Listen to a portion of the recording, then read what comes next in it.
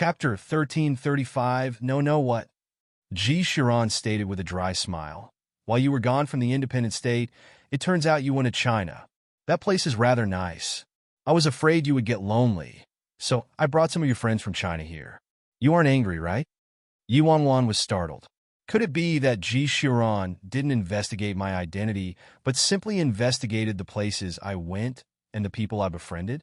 Then Emperor G brought the 5-member mercenary group and Louis to the independent state just to fend off my boredom? What kind of mad logic is this? Of course, Yuan wasn't dumb. Since Emperor G didn't raise doubts about her identity, Yuan wouldn't seek trouble for no reason or say anything that might expose herself. All right, Emperor G looked at Yuan. Are you close to the C family of China? And we're all right. I had some interactions with the C family in China. Oh, only some interactions? Emperor G's lips turned up with an inexplicable smile. Yes, Yuan nodded with conviction. That's fine. I was just asking. I heard that the patriarch of the C family disappeared. He should be your friend, right? How about I help you look for him? Huh? Look for him? Out of fear, sweat drenched Yuan. Things really couldn't be explained if he was found. No need. I've greatly troubled you already. I can find him myself. Yuan forced herself to be calm and smiled placidly. I was just joking with you. G. Chiron smiled faintly. The Fearless Alliance has changed in the years you were gone. There are a lot of side factions. You should be able to use the people I brought to the independent state. You should feel more at ease with a few confidants by your side. Thank you so much, Yuan said. Everything would be fine as long as Emperor G didn't doubt her identity. You seem to be quite nervous every time you see me. G. Chiron walked closer to Yuan. The smile that lingered on his lips made her feel like a spring breeze had washed over her. However, Yuan wasn't in the mood to admire this handsome man's good looks. How could she not be nervous? She was pretending to be Emperor G's fiancé. Everything would go to hell if she made any mistakes. I'm your fiancé. Why would I be nervous around you? Yuan steadied her mind and asked with a chuckle as she met G. Chiron's long and narrow, witty eyes. Oh, is that so? G. Chiron said. Why else? Yuan feigned calmness. You're right. G. Chiron nodded. Then I think it's about time for us to get married. What do you think? Why can't we keep being an engaged couple? Why the heck are we getting married? I haven't been back in the independent state for that long. You should know about the situation with the Fearless Alliance. There's a lot of business that requires my attention. I also need to stabilize the Fearless Alliance's internal affairs. Let's postpone it, Yuan said placidly after pretending to think for a moment. G. Chiron chuckled lightly. I was merely joking with you. I also don't plan on getting married. Yuan's eyes brightened. G. Chiron doesn't plan on getting married. This is freaking wonderful. If that's true, then I can act more realistically. What did you say? Yuan's face chilled instantly. You don't plan on getting married? What do you mean? We're engaged. Do you plan to keep being my fiancé? For your whole life? If it's G. Chiron himself who doesn't want to get married, it has nothing to do with me. Chapter 1336. When G. Chiron heard that, he looked at Yuan with amusement, indulgence surfacing in his eyes. That's more like you, Xiaofeng. I wanted to ask you a question, G. Chiron quietly said. What question? Yuan replied. Were you happy all these years? Yuan turned silent. What does G. Chiron mean? I've been fine, Yuan answered after a moment of thought. You don't need to answer my question right now. Tell me later. I have something to do, so I'll take my leave now. G. Chiron turned to leave. After G. Chiron left, Yuan was bewildered. Why is G. Chiron so nutty? Anyway, it was good she somehow made her way through. Yuan immediately turned around and looked at Great White with a joyous expression. She never would have imagined she would see Great White in the independent state. Before Yuan could walk toward Great White, Virus intercepted her path and blocked Yuan behind him. Virus seemed a bit agitated and kept growling at Great White lowly occasionally, as though in warning. However, Great White merely peered at Virus from the corner of his eye, as though deeming it below himself to pay attention to Virus. Roar! Before Yi Wanwan could react, Virus released a low and powerful roar and walked toward Great White, using his paw to slap Great White a few times, seemingly testing something. Yi Wanwan was dumbfounded. Virus didn't want to attack Great White, right? Don't humiliate yourself. A panther was merely a panther after all. How could he compare to a tiger, especially a haughty tiger like Great White? After continuous provocation from Virus, Great White finally stood up slowly, his bone-chilling eyes turning to Virus, a low warning growl coming from his mouth. Damn, sweat covered Yi Wanwan's body. These two ancestors weren't planning to fight, right? Yi Wanwan didn't mind a fight between people since she could just pull them apart. If two ferocious beasts started fighting, though, how would she pull them apart, and who would dare to do that? Great White, be good. Don't be angry. Yi Wanwan hastily soothed him as she turned to Great White. However, what Yi Wanwan didn't expect was that her pacification ignited Virus fury in an instant. Faster than Yi Wanwan could react, Virus transformed into a black shadow and pounced at Great White. In the blink of an eye, Virus and Great White rolled into a tumble and started fighting. Inside the office, the growls and furious roars of wild animals rang out ceaselessly. Yi Wanwan stood in her spot and facepalmed when she saw the fight. What kind of sin did she commit? Sis Fong, what happened? Big Dipper rushed in all of a sudden. Big Dipper didn't need Yi Wanwan's answer and could see the situation for himself as soon as he stepped into the office. Ah, this white tiger is strong. It can actually hold its own against Virus. Big Dipper nodded reflexively as he watched the animals fighting from the sideline. Separate them, Yi Wanwan ordered Big Dipper. Big Dipper froze in his spot upon hearing that and turned to Yi Wanwan in disbelief. Sis Fong, you aren't serious, right? You're telling me to separate two fierce beasts in a fight? If he really did that, Virus and that white tiger would probably rip him apart. Chapter 1337. Yi Wanwan didn't think too deeply and swiftly shot forward, hugging Virus. Virus roared, but abruptly calmed down when his vicious eyes saw Yi Wanwan. Great White! Yi Wanwan hugged Virus with one arm and hugged Great White with her other arm. Big Dipper was flabbergasted by this scene and automatically gave Yi Wanwan a thumbs up. Hey, awesome. Sis Fong, I don't admire walls, but I admire you. Yi Wanwan tuned Big Dipper out and kept comforting Great White and Virus as she knelt next to him. These two ancestors' astrological signs probably didn't match.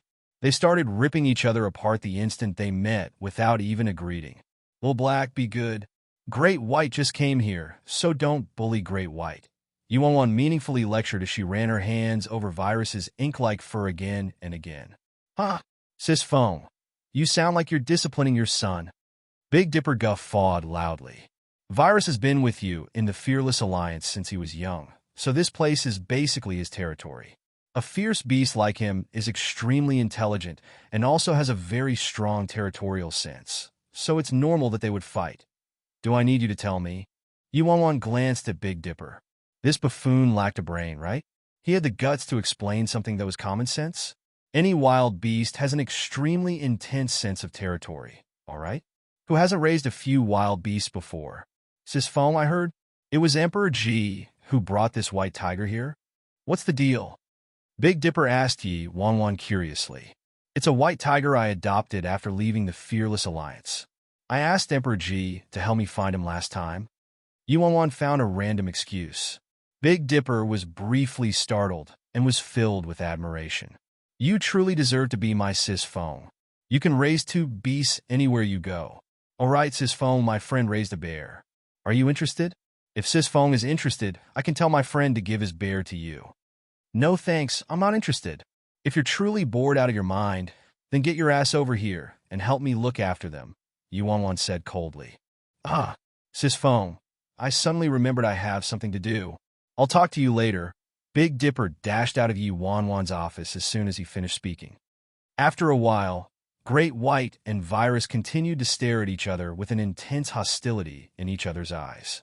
If it weren't for Yi Wanwan's continual pacification, Great White and Virus probably wouldn't relent until one survivor remained. It had to be said that virus fighting capability caused Yi Wanwan to develop a whole new level of respect for him. Great White was a big-sized feline, while Virus was medium-sized feline. One was a tiger, and one was a panther. Yet they still fought each other on even grounds. Be good, little black. Be good, Great White. Come on, shake paws. You're good friends from now on. Yi Wanwan grabbed Virus and Great White's paws and smacked them together. However, Virus released a dangerous growl while Great White coldly looked at Virus. Their astrological signs truly don't match. President, an impeccably dressed, middle-aged man entered Yi Wanwan's office with large strides. Speak, Yi Wanwan said. President, there are people from the Martial Arts Union who want to see you, the middle-aged man replied with a frenzied expression. Martial Arts Union. Yi Wanwan frowned lightly when she heard that. Chapter 1338. Big Dipper mentioned to Yi Wanwan earlier that the Martial Arts Union would seek trouble from her.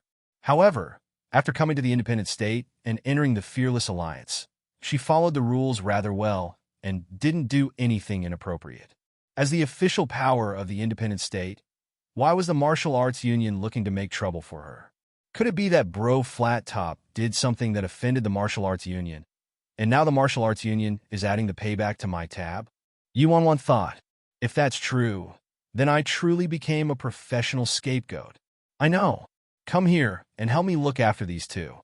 Yi Wanwan slowly stood up but didn't look away from Virus and Great White, afraid that these two ancestors would start fighting as soon as she looked away. Virus had no regard for his life at all when he fought, and Great White might not like to instigate trouble, but he wasn't afraid of trouble either. If Virus wanted to fight to the death with him, Great White would only comply. Virus. Press. The man in a suit's expression instantly shifted when he heard that, and sweat soaked his forehead. President, you know Virus' personality best. He's too aggressive and powerful, and only listens to you in the entire Fearless Alliance. How could I watch over them? What made the suited man most speechless was that his president not only raised Virus, but also obtained a white tiger. If these two beasts started fighting, who could suppress them? Moreover, what would he do if these two wild beasts didn't fight each other and wanted to tear him apart instead? Do as I say. Stop blabbering.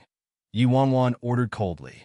All right, helpless. The suited man was forced to nod in agreement. He stood as far from the two animals as he could. Don't let them start fighting. You'll be responsible if anything happens to them, Yi Wanwan added. President, if they really start fighting and I can't hold them back, what should I do? The suited man asked when he saw Yi Wanwan leaving. Then come find me ASAP. Yi Wanwan left the office after saying that. The conference room on the 5th floor, an elderly man and several young men and women had been waiting inside the conference room for a long time. The leader was around 60 years old. He wasn't young, but he looked full of energy and didn't appear old at all. The young people standing next to the elderly man all had their hands behind their backs with aloof expressions and an extraordinary aura. Soon, Yi Wanwan entered the conference room, accompanied by Big Dipper and 7-Star.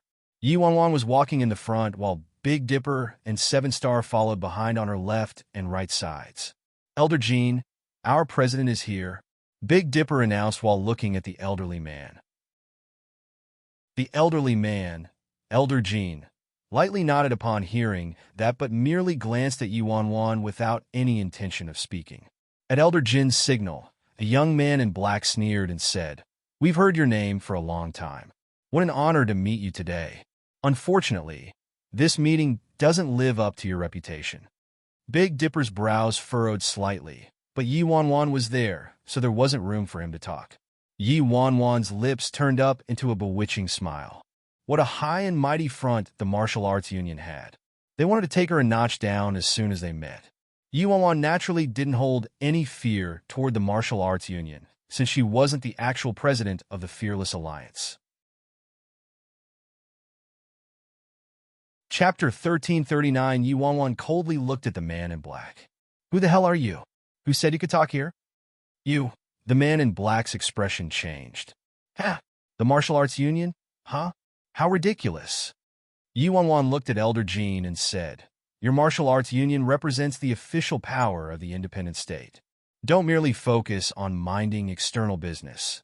You should remember to also improve the quality of your internal departments. The martial arts union strays seriously lack etiquette." Yi Wanwan might be talking with a poisonous tongue, but she was helpless inside. She also didn't want to insult the martial arts union, all right? Big Dipper could be ignored, but Seven Star was next to her and watching her every move. She was forced to insult them. At that time, the martial arts union could blame the true president of the Fearless Alliance if they wanted. By phone, "Who the hell are you? How dare you speak so rudely to the martial arts union? Even Azura from back then wouldn't do that, let alone you. By phone, I'm telling you, put away the front you're showing to the outside. You acting arrogantly and fearlessly is an utter joke to us." A sweet-looking woman harshly shouted out of nowhere. "Who the hell am I?" Yi Wanwan snorted and dryly said, "Seven Star, tell her who I am." "The president of the Fearless Alliance," Seven Star replied. Yi Wanwan nodded and slowly walked to the sweet-looking woman.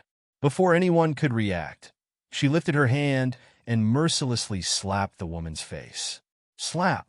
The crisp sound took everyone by surprise. There were quite a few junior and senior management members from the Fearless Alliance inside the conference room. When they saw their president slapping a member of the martial arts union without demur, they seriously jumped in fright. However, this wasn't a surprise.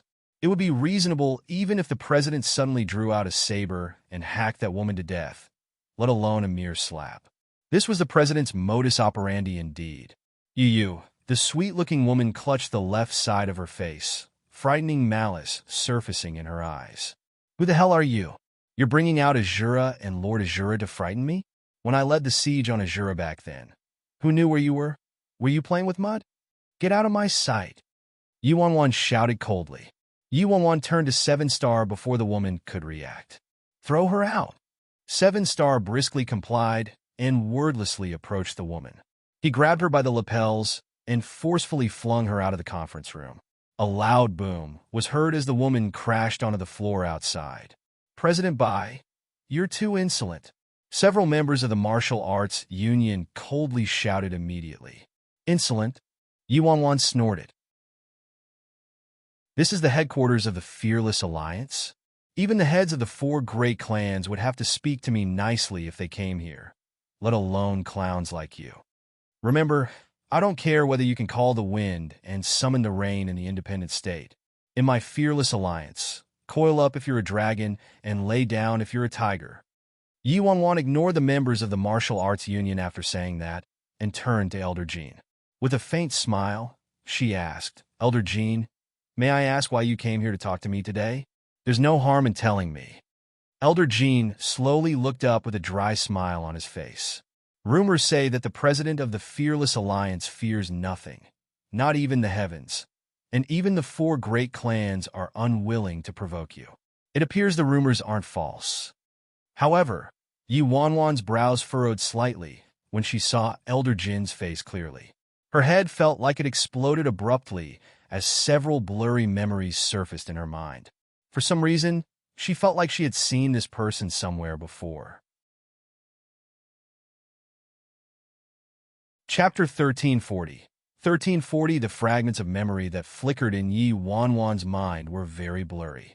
In those fragments, aside from Elder Jean, several faces that struck fear inside of her also appeared.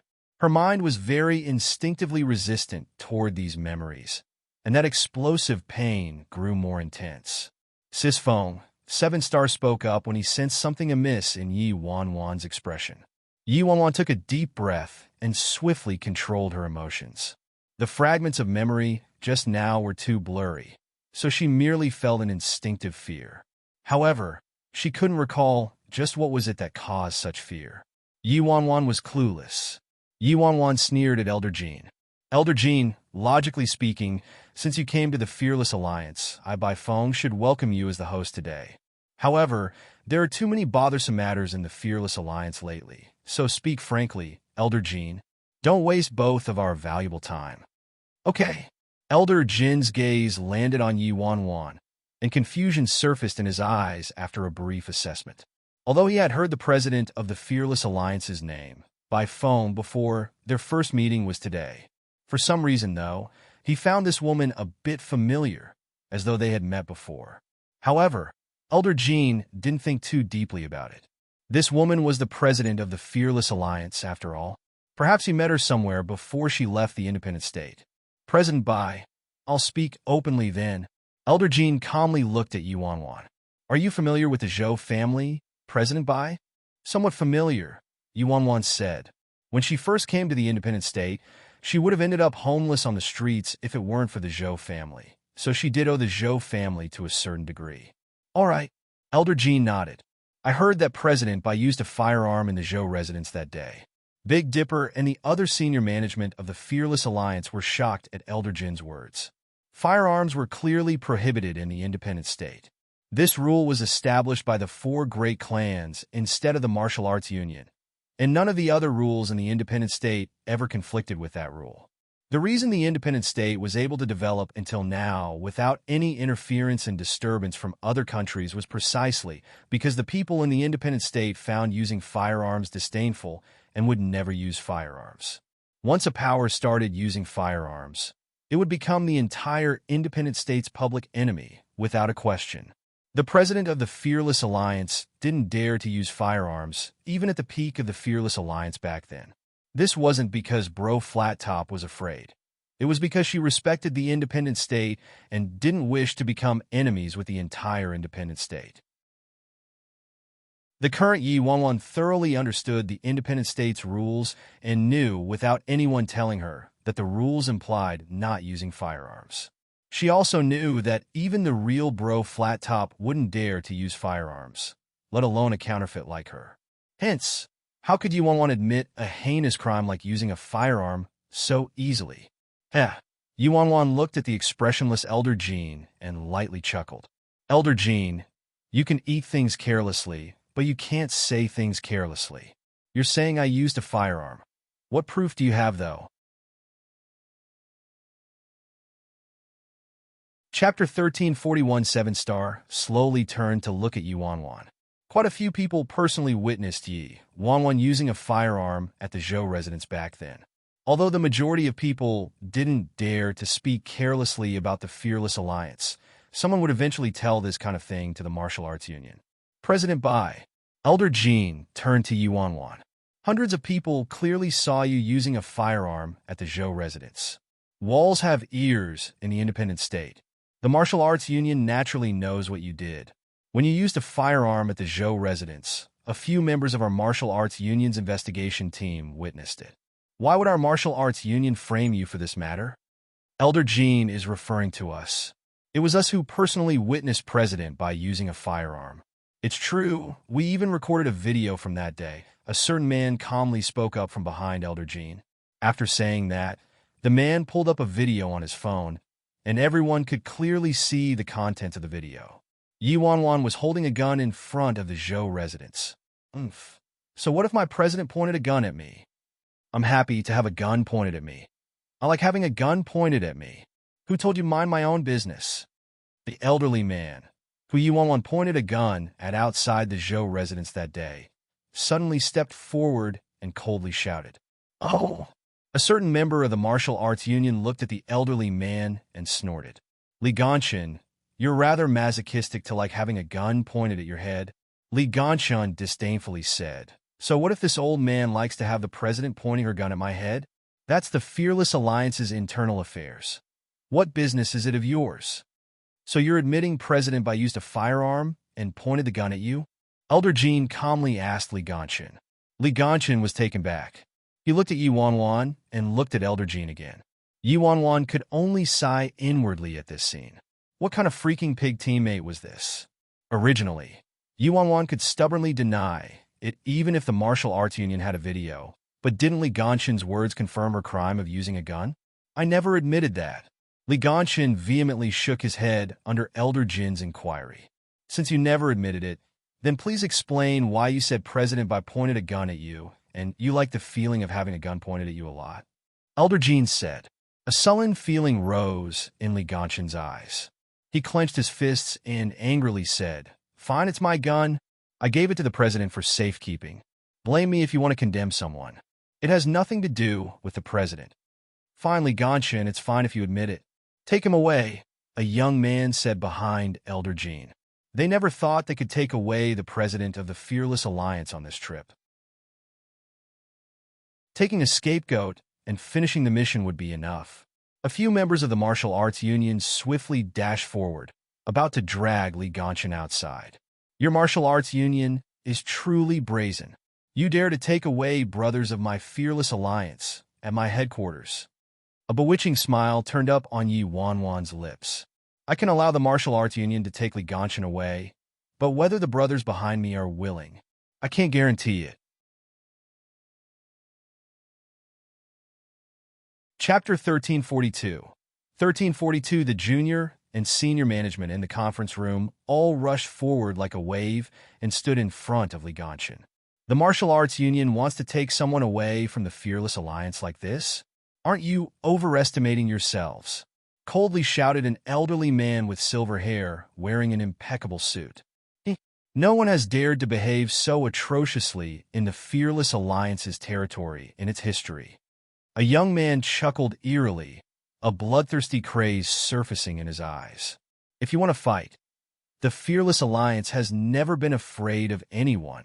Whoever dares to take Li Ganshin away, I'll fuck your mother. Step over my dead body first. Huh? Martial Arts Union, don't be too arrogant. Our sis Fong has never been afraid of anyone, whether it's Emperor Ji, Piece of Shit, Lord Azura, the four great clans of the independent state, or a stray animal. When has our president ever cowered? Big Dipper loudly guffawed and shoved several members of the martial arts union to the side. This scene caused the people from the martial arts union to frown. Li Ganshin looked at Yi Wanwan, his eyes wet. He wanted to say something, but didn't end up saying anything. He was proud. He was able to become a member of the Fearless Alliance. It was worth it even if he died today, since he had such a good president. Look, Yi Wanwan's smile remained wide. See, it's not that I'm unwilling to let you take Li Ganshin away, but my brothers have a temper and personality. Even I can't manage them as their president. Is that so? Elder Jean glanced indifferently at Yi Wanwan and said dryly, from the looks of it, it's because President Bai doesn't have a strict enough reputation. It's fine though, since you can't manage your subordinates well. President Bai, our martial arts union can manage them for you. Yi Wanwan snorted inwardly. As expected, this old guy managed to advance to being an elder of the martial arts union, so he was a real piece of work. Then Elder Jean doesn't plan on sparing Li Ganshin? Yi Wanwan asked softly. Li Ganshin committed a wrong and broke the rules, so he naturally has to be punished. Even the heads of the four great clans would have to accept punishment if they broke the rules, not to mention Li Ganshin. Elder Jean replied aloofly. The entire independent state strongly disliked the usage of firearms. Like Elder Jean said, even the heads of the four great clans would become the entire independent state's enemy if they used firearms. However, Yi Wanwan just chuckled lightly. Elder Jean, I can't agree with you. It's true that the independent state prohibits the use of firearms, but why must you be so serious about a toy gun? A toy gun? Everyone present was shocked. Yi Wanwan took the phone from the martial arts union member and pointed at the video. Elder Jean, you might be old, but your eyes should still be able to see. No bullets came out when the trigger of the gun was pulled. It was merely a toy gun. Yi Wanwan's words were the incontestable truth. Hundreds of eyes saw her pulling the trigger, but no bullet shot out. It wasn't an overstatement to call a gun without any potential to harm a toy gun. President Bai, what evidence do you have to prove that gun was a toy gun? Elder Jean asked as he looked away from the video. Chapter 1343. Then Elder Jean, what evidence do you have to prove that gun was a real gun? Was someone injured? Or did you find a bullet? If Elder Jean has proof, then the Fearless Alliance will take care of Li Ganshin ourselves faster than your martial arts union. Yi Wanwan's lips turned up. You, the member of the martial arts union who recorded that video, fumed with rage between gritted teeth. Bai Feng, the president of the Fearless Alliance, was too good at words, and they couldn't refute this excuse at all. Since no one was hurt by the gun, and you didn't find a bullet, Elder Jean, you didn't even clearly investigate the truth, yet rashly came to my fearless alliance to denounce us for a non-existent crime and wanted to arrest people. Shouldn't Elder Jean and the Martial Arts Union give me an explanation? Yuan snorted. Elder Jean frowned slightly. Rumors of Bro Flat Top merely said she was arrogant, imperious, and fearless, but he didn't expect her to be so quick-witted and eloquent. This didn't match the rumors. Elder Jean chose to stop haggling about this matter and said aloofly, "Let's forget about that for now. Let's talk business." Yuan was pensive when she heard Elder Jin's words. This old geezer would probably use the previous accusation as the bedrock for this supposed official business. As for what it was, she had a feeling it wasn't anything good. Hey, Elder Jean, let's get to the bottom of this matter first. Yuan snorted. Your martial arts union came spewing accusations at the Fearless Alliance before clearly investigating everything. If you don't give me an explanation today, how would that affect the Fearless Alliance's standing in the independent state? The people from the Fearless Alliance all looked at each other. The president of the Fearless Alliance was truly daring. She got the upper hand already but still flaunted it. Not only did she successfully clear her crime of using a gun, but she still wanted the martial arts union to give her an explanation. Oh, then may I ask what you want, President Bai? Elder Jean asked Yuan with a light chuckle. Elder Jean, you've gotten muddle-headed with age. If someone has committed a wrong, they should apologize, Yuan said. The members of the martial arts union's faces all shifted. She wanted them to apologize? Good. President Bai is frank and straightforward as expected. It was the martial arts union's fault for not thoroughly investigating the matter first. Elder Jean told a young man behind him. Apologize already? This young man was the one who recorded Yuan using a gun with his phone. The young man gnashed his teeth before turning to look at Yuan eventually. I'm very sorry, President Bai. You should apologize to Li Ganshin, Yuan said aloofly. Fine. The young man turned to Li Ganshin. I'm sorry. Li Ganshin snorted. Punk, brighten your vision next time.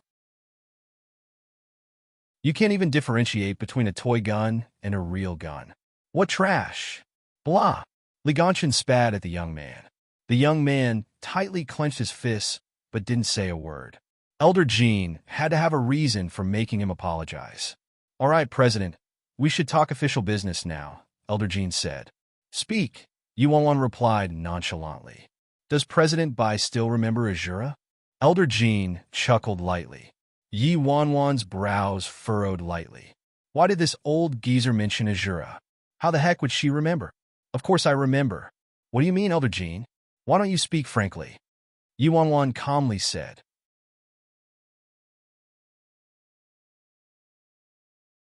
Chapter 1344. Elder Jean dryly examined Yuan before chuckling lightly and said, Of course President Bai remembers. It was President Bai who led the Fearless Alliance and joined the plan to eradicate Azura back then. You worked the hardest too. Yuan was silent. This old geezer was telling the truth. President Bai should know that Azura has recently resurged from the dead. Rumors say that Lord Azura has returned. I think President could take advantage of Azura's weak period and strike a fatal blow, Elder Jean said to Yuan. Huh?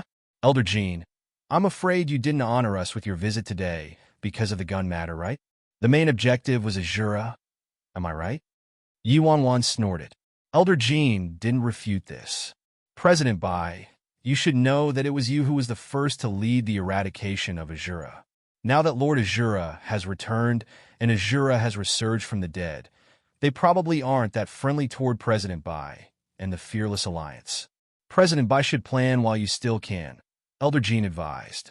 Yuan called Elder Jean an old fox inside her mind.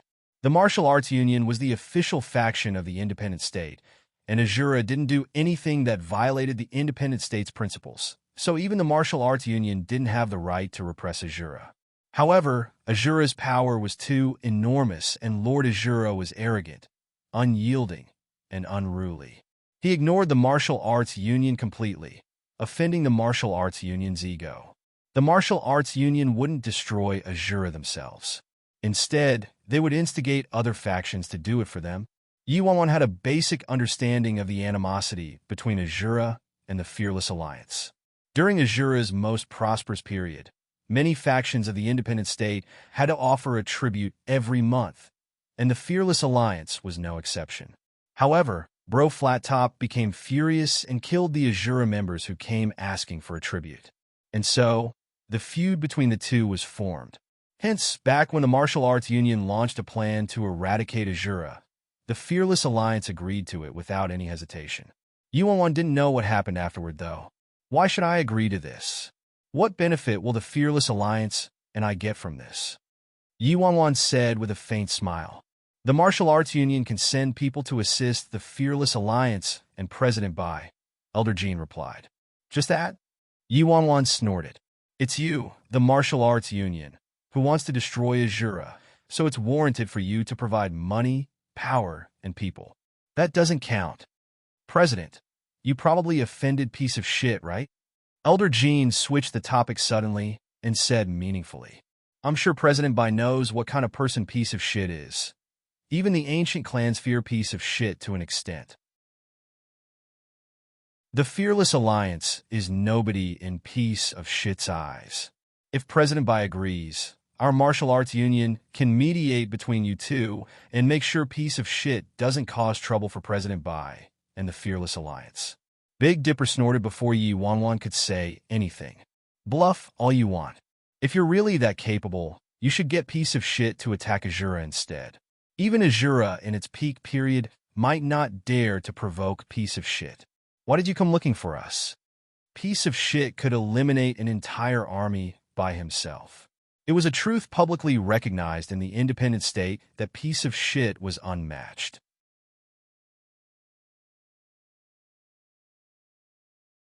Chapter 1345. Of course, the independent state alone wasn't enough to describe piece of shit's prowess, though. In piece of shit's own words, there wasn't anyone in this world who was his match. The Martial Arts Union might be the official faction of the independent state, but they would also suffer if they backed piece of shit into a dead end. President Bai doesn't need to worry about that. Our Martial Arts Union naturally has our methods, Elder Jean said with a chuckle. Elder Jean, you probably misunderstood something. Our Fearless Alliance has never been afraid of anyone, including piece of shit. As for how piece of shit's name reverberated throughout the independent state, I think Elder Jean should know this well, Yuan said disdainfully. If the president of the Fearless Alliance was really afraid of piece of shit, why would she publicize piece of shit's nickname far and wide? Even now, no one in the independent state knew piece of shit's real name, and only called him piece of shit. President Bai, you accepted a few outsiders. Do you really think the Martial Arts Union doesn't know? Elder Jean chuckled coldly. The rules of the independent state weren't established just by our Martial Arts Union. It also includes the 4 great clans and some secret factions. If President Bai really wants to break this rule, it's no big deal if something happens to yourself, but I'm afraid you'll drag your brothers down with you. Elder Jean chuckled. Of course, if President Bai agrees, our Martial Arts Union will act as the authority on this matter and give those people a permit for the independent state, allowing them to become residents of the independent state. We can end the matter like that. How about it? Yuan was brimming with jealousy from Elder Jin's words. I also want a permit for the independent state. If she had the permit, why would she need to pretend to be the president of the Fearless Alliance? Her heart wouldn't be raised to her throat all day, and she wouldn't roll at night sleeplessly anymore. Elder Jean, I can agree to your request, but agreeing doesn't mean I was successfully threatened by you. It's because we do have animosities with Azura. How about this? Aside from the aforementioned terms, your Martial Arts Union will provide 3 times the manpower and money and will assist us to your best ability when needed. Otherwise, case dismissed, Yuan negotiated. What? 3 times the manpower and money? Some of the Martial Arts Union members standing behind Elder Jean looked at each other, bewildered. The outside world said that the president of the Fearless Alliance was avaricious in nature and would rob money when she lacked it. Even the extremely wealthy Shin family, one of the 4 great clans, was once robbed by her. It appeared there was some truth to those rumors. 3 times, President Bai is truly demanding an exorbitant price. Elder Jean looked at Yuan meaningfully.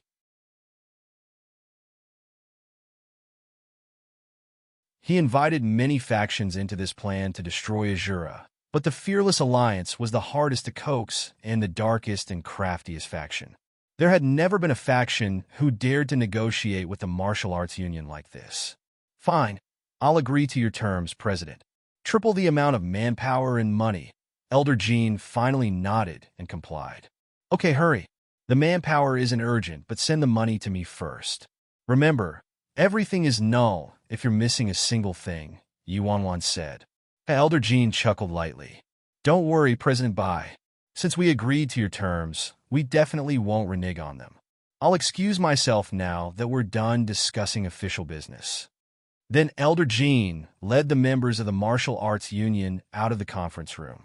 Big Dipper turned to Yi Wanwan in surprise. Sis Feng, I feel like you're more arrogant since your return. Back then, you would merely demand double the amount when you asked for money from the Martial Arts Union. This time, you actually demanded triple. Yi Wanwan glanced at Big Dipper. Who knew how much prices have risen since then? I merely increased it a fraction.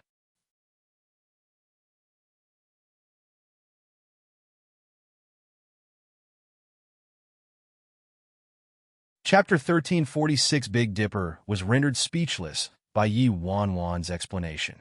She sounded very logical. Sis Feng, are we really going to cause trouble for Azura?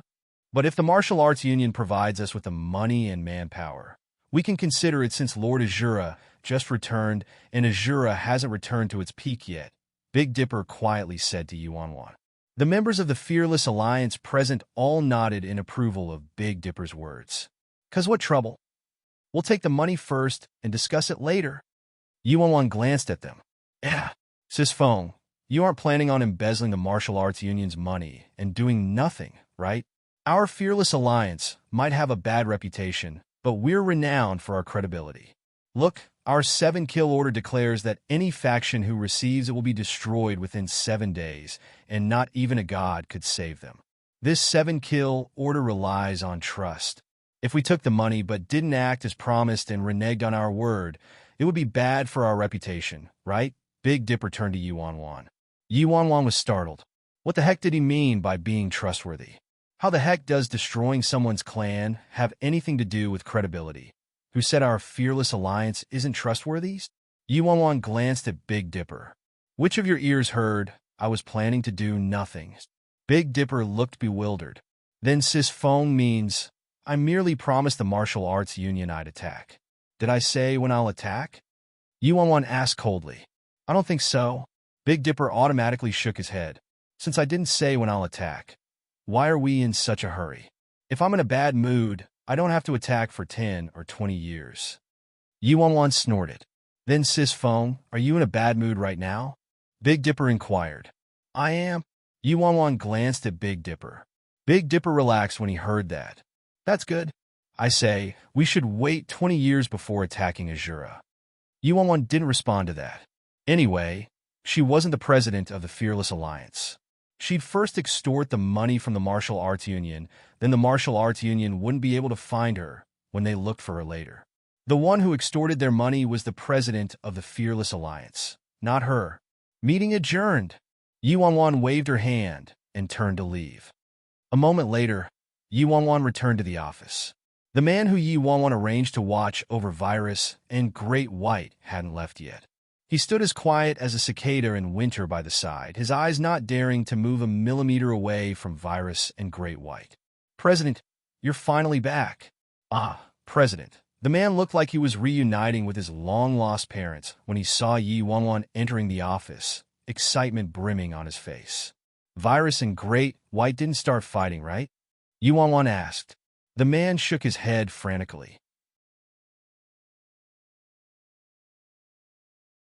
No, they didn't start fighting. I'd definitely accomplish any task the president assigned to me. Although Virus and that white tiger are ferocious and nearly started fighting a few times, they were intimidated by me. They wouldn't dare to fight with me present. However, just as the man finished speaking, Virus and Great White turned to look at the man in a rare moment of synchronicity, as though they understood the man's words. Are all the members of the Fearless Alliance so good at bragging? Who did they learn it from? President, if there's nothing else, I'll be taking my leave now. The man looked embarrassed. Yi Wanwan waved her hand, allowing the man to leave.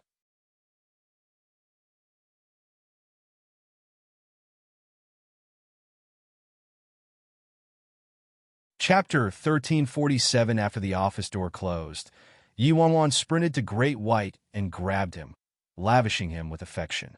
Great White looked a bit exasperated and merely lay in his spot silently. However, at that point, Virus pushed Yi Wanwan's back with a paw, his large, black eyes intently staring at her. "Little Black is good," Yi Wanwan happily said as she started scratching Little Black's chin. Virus' eyes were narrowed as his head raised, pure enjoyment on his face. After petting Virus and Great White, Yi Wanwan finally let them go. Immediately, Virus stood up while Great White remained silently laying in his spot, unmoving, but Great White's eyes were locked onto Virus. Virus stretched before imposingly striding over to Great White and laying down in front of Great White. However, Virus was facing Great White with his butt. This scene rendered Yi Wanwan speechless. Virus was probably announcing his authority to Great White and telling this tiger this place was his territory. So he was the boss. Great White didn't have any desire to pay attention to Virus, though. He merely turned his head to the side. Anyway, it was good that Virus and Great White didn't start fighting. This territory belonged to Virus to begin with, so he should be allowed to play boss as he pleased. Yi Wanwan sat down on her office chair and sunk into contemplation. She still had too many things to do, but she couldn't mobilize the Fearless Alliance's core power right now. It was unrealistic for her to use the Fearless Alliance's core power to search for Si Yin. Moreover, it would elicit the suspicion of 7-Star and Emperor G, as well as those old geezers in the Fearless Alliance. If only she could build a power that solely belonged to her. Of course, it was a good plan, but implementing it wouldn't be easy. Yi Wanwan knew that by pretending to be Bai Feng in the Fearless Alliance, she could die horribly with no hope of salvation if she was the slightest bit careless. Additionally, her position was too passive. Today, the martial arts union came looking for trouble. Tomorrow, piece of shit would come looking for trouble. In a few days, the 4 great clans would probably also come looking for trouble. What would she do if this continued? However, based on the current situation, she was extorting a large sum of money from the martial arts union, and the Fearless Alliance was rich to begin with. In her position as the president of the Fearless Alliance, it shouldn't be difficult for her to mobilize some funds. If she used someone else's money to create her own power. Sis Feng. Before Yi Wanwan could think anymore, Big Dipper's voice was heard from outside the door. Yi Wanwan packed away her thoughts and restored her aloof facade. "Enter." Big Dipper opened the door and entered, walking toward Yi Wanwan. "Sis Feng, are you free tonight? Let's go party. It's been a while since we've partied." Yi Wanwan glanced at Big Dipper. "Party your ass." "Party where?" Yi Wanwan inquired. "A new place opened up lately. I heard there's a lot of new items there." Big Dipper laughed mischievously. "This isn't another strange and exotic restaurant, right? Where they'll make me eat fried ants? I'll leave it to you and 7-Star to arrange it," Yi Wanwan said. "I promise." Big Dipper turned to leave. "Hold on." Yi Wanwan stopped Big Dipper. "Let's build a small park here." Big Dipper froze in his spot. "Build a park? What do you mean?" "A residence for Great White and Virus," Yi Wanwan replied matter-of-factly. Big Dipper was astonished. "Sis Feng, isn't it too extravagant to build a park for 2 wild beasts? This is utterly... All right, I think the 7th floor is quite nice. There's a lot of light and space.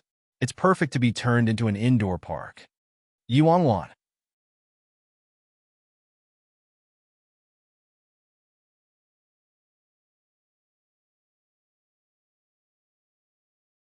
Chapter 1348. Yi Wanwan was thinking of an outdoor park. Big Dipper had an even better idea. He wanted to renovate the 7th floor. However, "Sis Feng, the 7th floor is the Elder's territory. You should think it over carefully." "Of course, if you insist on renovating it," Big Dipper chuckled mischievously. Yi Wanwan's lips twitched. "What did I say? Who was it that wanted to renovate the 7th floor this whole time?" "It's fine," Yi Wanwan said calmly. "The entire Fearless Alliance is mine. Are you saying I need to ask for the elder's permission to change something in my own territory? I'll leave this task to you. Help me renovate the 7th floor. Directly go to the finance department to approve the expense. Big Dipper's face changed when he heard that. Leaving this task to him? Wasn't this the same as telling him to offend those old geezers? However, Yuan said her piece, so Big Dipper naturally couldn't refute it. Big Dipper wished nothing more than to ruthlessly slap himself. Why did I run my mouth off? All right, Sis phoned in. I'll go do that now if there's nothing else. Big Dipper sighed and said dispiritedly. Go on, go on. Yuan waved her hand, telling Big Dipper to get out of her sight. Yuan went to engage in another round of petting Virus and Great White after Big Dipper left. However, a moment later, Yuan's phone started ringing suddenly. Yuan was startled when she saw the caller ID. Big Dipper gave this phone and number to her when she first joined the Fearless Alliance. Only a few people aside from Big Dipper and 7-Star knew this number. Yuan answered the phone and coldly said, "Speak. Is this Doormaster?" An indifferent and laid-back voice was heard from the other end. Which dumb fool was calling and asking if she was the president? Rubbish. Yuan coldly asked, "Which department are you?" A moment of silence occurred. What do you mean? What do I mean? Yuan's lips twitched. Who are you? Ishui Han, the indifferent voice answered. What? Piece of shit. Yuan was in shock and disbelief when she learned the other person's identity. Thinking back on it, piece of shit called her Doormaster, not president. And no, Lord Shit, Knight Errant, it's you. Why are you suddenly free today? Knight Errant. Yuan's icy smile instantly disappeared without a trace. Yuan suddenly recalled that she exchanged phone numbers with piece of shit at the casino that night. However, she never expected piece of shit to call her out of his own initiative. She'd nearly forgotten about this matter. Business, piece of shit said aloofly. Knight Errant, what business? Yuan's brows furrowed slightly at piece of shit's words. Could it be that piece of shit discovered her identity? I'll give you an address. We'll talk when you arrive.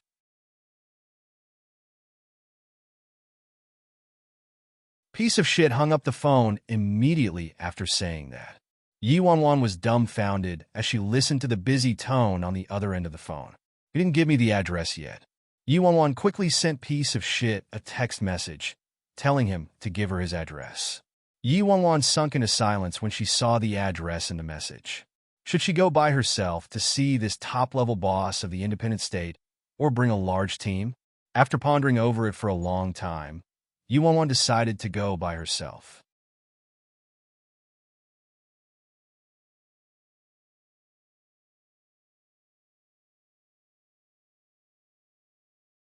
Chapter 1349. 1349 back then, Bro Flat Top laid down a trap and planned to trick piece of shit, but ended up tricking herself instead. The advantage in numbers seemed to be useless against piece of shit. Yuan had no choice but to drive alone toward the address sent by piece of shit. What was most troublesome was that the independent state didn't have any map navigations, so who knew how many wrong turns she had taken? Yuan finally managed to reach the destination close to evening. After getting out of the car, Yuan assessed her surroundings, confusion surfacing on her face. This place looks a little familiar, like Yuan's face suddenly shifted. Isn't this place near my haunted mansion? Miss Yi, piece of shit's voice was heard behind her. Yuan reflexively turned around. His long, ink-colored hair fell to his waist, and his athletic tracksuit gave him a very casual appearance. But when it was paired with his face, it could seriously make people want to shriek. Too freaking beautiful. How could a grown man look so beautiful? If piece of shit wore women's clothes, he would simply be perfect aside from the fact that his chest was flat. Lord Shit.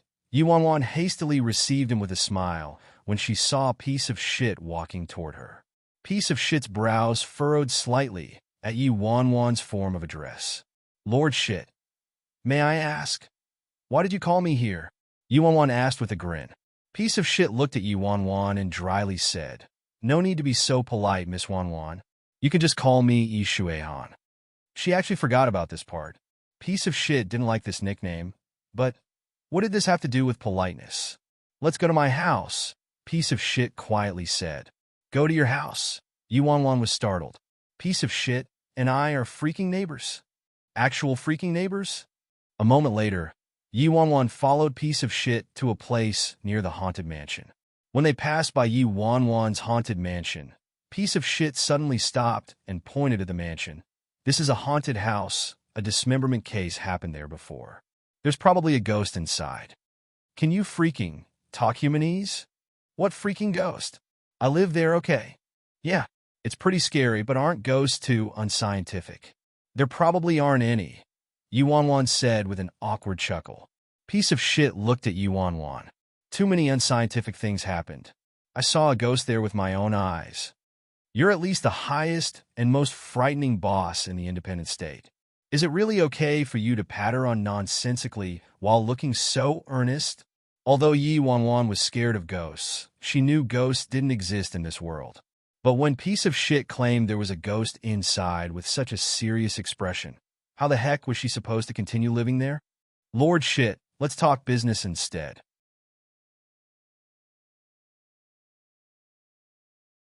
Yuan helplessly smiled.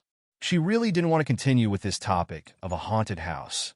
Soon, the two of them arrived at a house near the haunted mansion under Piece of Shit's lead.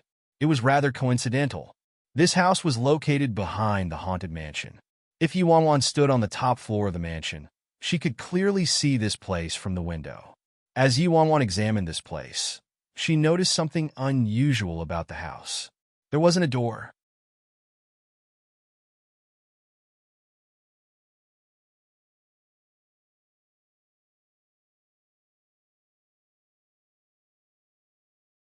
Chapter 1350. Yuan suddenly understood why Piece of Shit reached out to her as she looked at this doorless mansion.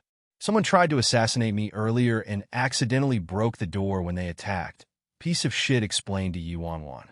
Assassinate you? Yuan wanted to laugh. It turned out this top-level boss could also be the target of an assassination. However, I feel like my assassins most likely went to the wrong place. Piece of Shit glanced at the nearby haunted mansion. They probably wanted to assassinate the owner of the haunted mansion, but went to the wrong place. Although Yuan wanted to choke Piece of Shit to death, his words caused her to sink into contemplation. If Piece of Shit's words were true, didn't that mean someone wanted to assassinate her?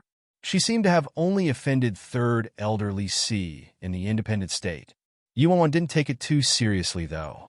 After all, no assassins could commit such a low-level mistake and not even figure out their victim's correct address. So, Lord Shit wants me to help you change the doors? Yuan asked Piece of Shit slowly. Aren't you the doormaster?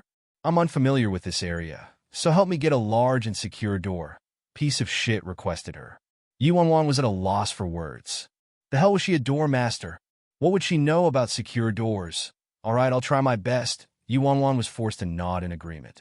It was a hole that she dug herself. After all, I want it as soon as possible. I can pick it up from your store too, Piece of Shit said. Don't. I mean, it's fine. We have a delivery service. After I choose one for you tomorrow, I'll have a worker deliver it and help you install it. Yuan's lips twitched.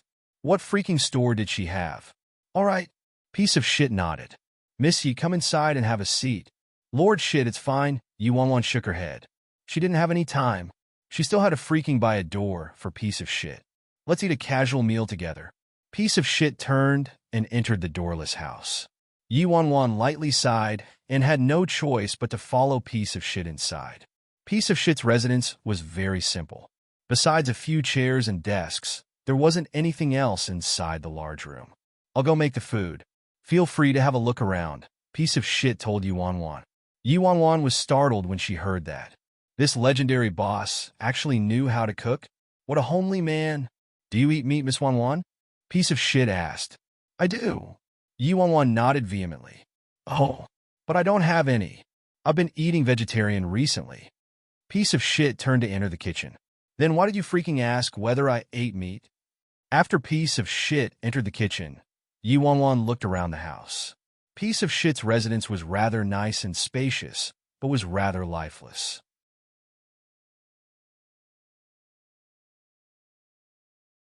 Although the house was clean and organized, some simple decorations would make it look a lot better.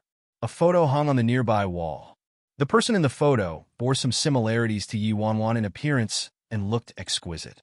A moment later, Yi Wanwan sat down on the sofa and couldn't help but sigh inwardly. Piece of shit, and she were actually neighbors. Being neighbors with such a legendary boss was rather stressful.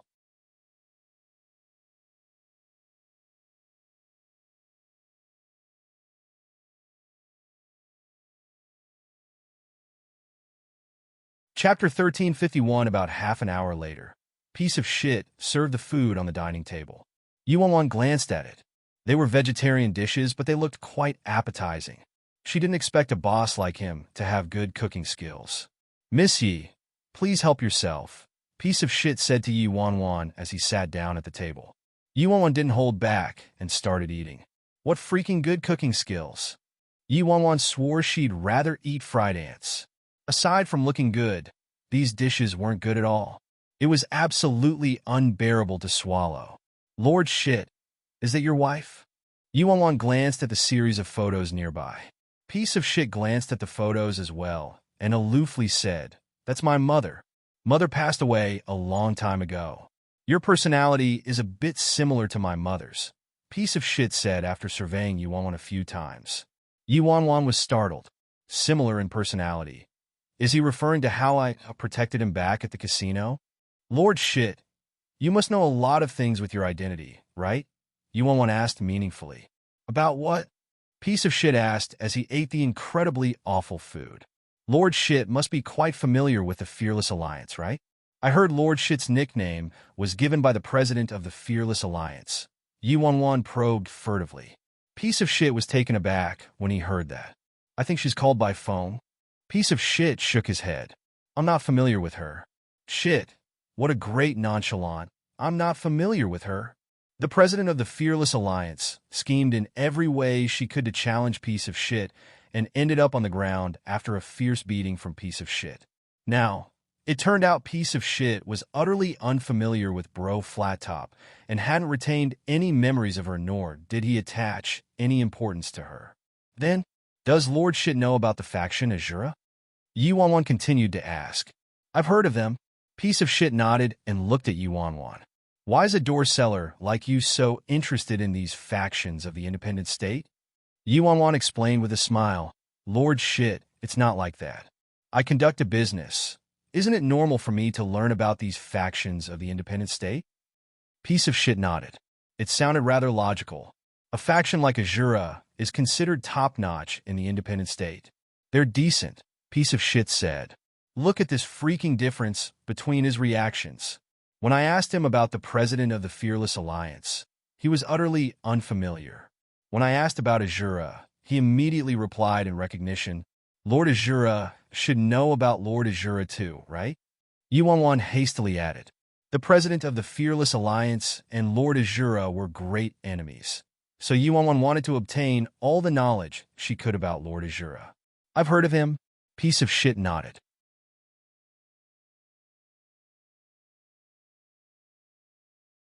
Then, is Lord Azura very strong? How does he compare to the Fearless Alliance? Yi Wanwan asked. They probably aren't on the same level? Is Lord Azura very strong? Yi Wanwan asked again. He's decent. I've heard some things about Lord Azura, Piece of Shit answered.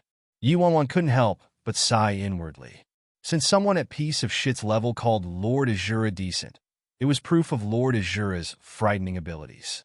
Isn't the Martial Arts Union sending me to my death by telling me to handle Azura? Whether it's the Fearless Alliance or the Azura, it's best if you don't ask too much about them. Just focus on conducting your business. You don't need to overly involve yourself with these factions, Piece of Shit said to Yi Wanwan.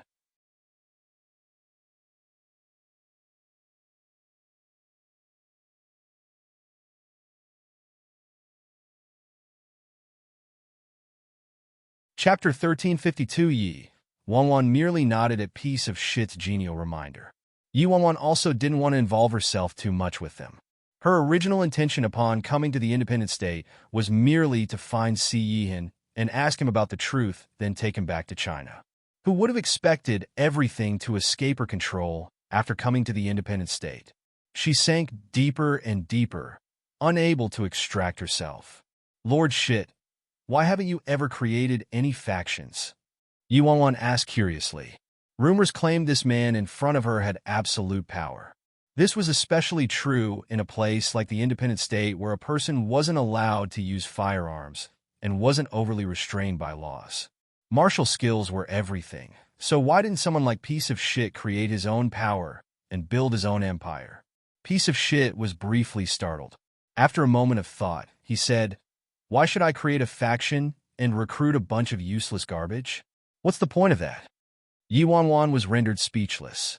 Everyone was probably garbage in Piece of Shit's eyes aside from himself. He was seriously egoistical to his bones. "Do you want a drink?" Piece of Shit asked Yuan a moment later. Yuan reflexively wanted to decline, but thought better of it and realized that no one would control her here.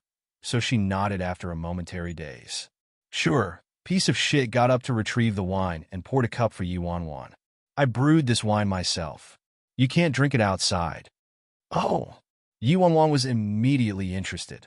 Yuan soon drank the entire cup. "How's the taste?" Piece of Shit asked Yuan. "The taste is nice, but there doesn't seem to be any alcohol taste." Yuan put down the cup with confusion on her face. She'd never drank wine that didn't have a taste of alcohol. "Yes." Piece of Shit nodded. "It doesn't have any alcohol content, but there's a sweetness to it." Yuan looked at Piece of Shit, bewildered. "Lord Shit, could I treat this as a beverage?" "You could if you want," Piece of Shit said. "Then why did you freaking ask me if I wanted to drink? Call it a beverage then. You're making a deer out to be a horse." "All right, Lord Shit, I live right next to you. You can come over whenever you have time," Yuan said to Piece of Shit. "Next door?" Piece of Shit looked up. "I only have a haunted house next door." Yuan was exasperated. "That's an unlucky house at most. Isn't calling it a haunted house too much? You live inside that haunted house?" Piece of Shit was astonished. "Yes, I live inside the haunted house," Yuan said as she nodded.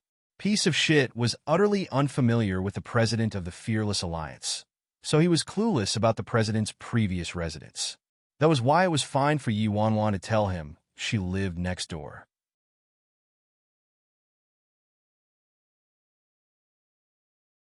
"Oh, be careful. It's haunted," Piece of Shit nonchalantly said before getting up to clean the table. Yuan's lips twitched. "Is Piece of Shit doing this on purpose?" "All right, Lord Shit." Yuan suddenly stood up in front of Piece of Shit. "I recently got news that there's someone preparing to eliminate Azura and is providing generous compensation. Is Lord Shit interested?"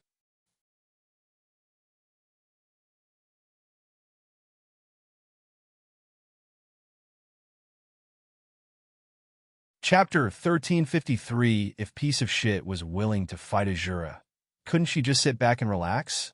At that point, the martial arts union would give triple the price. She would give Piece of Shit 1/3 and keep the remaining 2/3. "I'm not interested," Piece of Shit replied calmly. "There's a lot of money." "A lot of money?" Yuan added enthusiastically. "How much money?" Piece of Shit looked at Yuan. "About this amount," Yuan whispered. "I'm uninterested in outside factions and won't interfere with them. Otherwise, do you think the Fearless Alliance would have survived until today?" Piece of Shit asked Yuan. Could it be that Piece of Shit wasn't being merciful toward the president of the Fearless Alliance? He simply wasn't interested in attacking. "Miss Yi, you probably aren't just a door seller, right?" Piece of Shit's unfathomable eyes suddenly turned toward Yuan. Yuan felt a little guilty. Did he see through me just like that? "Besides selling doors, you're probably also a mission intermediary. Large factions assign missions. You're responsible for finding people to accept missions, and you take a percentage as commission. Am I right?" Piece of Shit continued. "Intermediary. Do I look like an intermediary?" "That's right. Lord Shit is seriously awesome. You managed to figure that out. I have to feed myself somehow." "Haha." Yuan quickly went along with it. "Help me change the door tomorrow." "I won't accept the mission," Piece of Shit said. "Fine. You're the boss. Everything you say is right." When Yuan left Piece of Shit's house, it was dusk. Big Dipper had started the renovation plans for the 7th floor already, and the elders on the 7th floor didn't say much. They merely moved to another floor. Inside her office, Great White and Virus were sound asleep, and one of Virus's paws was boldly placed on Great White's tummy. "Sis Fong, I made the reservation." At that time, Big Dipper entered the office and spoke with a chuckle. "Wait," Yuan looked at Big Dipper. "Do you know how to fix doors?" "Fix doors?" Big Dipper was taken back before chortling. "There's nothing I don't know." "Sis Fong, it was me who installed your office door." "Great." Yuan nodded with joy. As people said, armies were to be maintained for years, but used on a single day. Big Dipper was finally of use. Yuan tossed piece of shit's address to Big Dipper. "Put on a worker's uniform for me tomorrow. Then go to the address I gave you and install a security door." "Huh? You wanted to be a door installation worker?" Big Dipper seemed to find it hard to accept. Why would he know how to install a door? He was just casually bragging. "Don't prattle on about it, and just go." Yuan glanced at Big Dipper. Fine, Big Dipper was forced to nod in agreement. Even bragging is so risky nowadays. Sis Fong, 7-star, and the others are waiting. "Let's go." Big Dipper hurried Yuan. Yuan didn't want to go to this place at all, but since Bro Flat Top liked to go out often, it was difficult for her to decline. Yuan had no choice but to get up and follow Big Dipper outside. 7-star and Autumn Water were also coming with them. About half an hour later, Big Dipper drove to a bustling street. They didn't get far and could already hear the deafening and provocative music. Only then did Yuan realize that Big Dipper was referring to a large and luxurious nightclub. "Shit, I've never been to this kind of place. How should I fake my experience realistically?"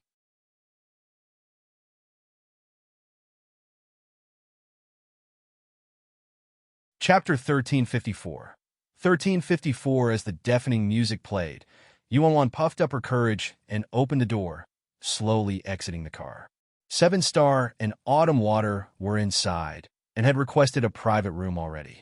"Please enter." A girl that looked like a server instantly came up to greet them with a smile.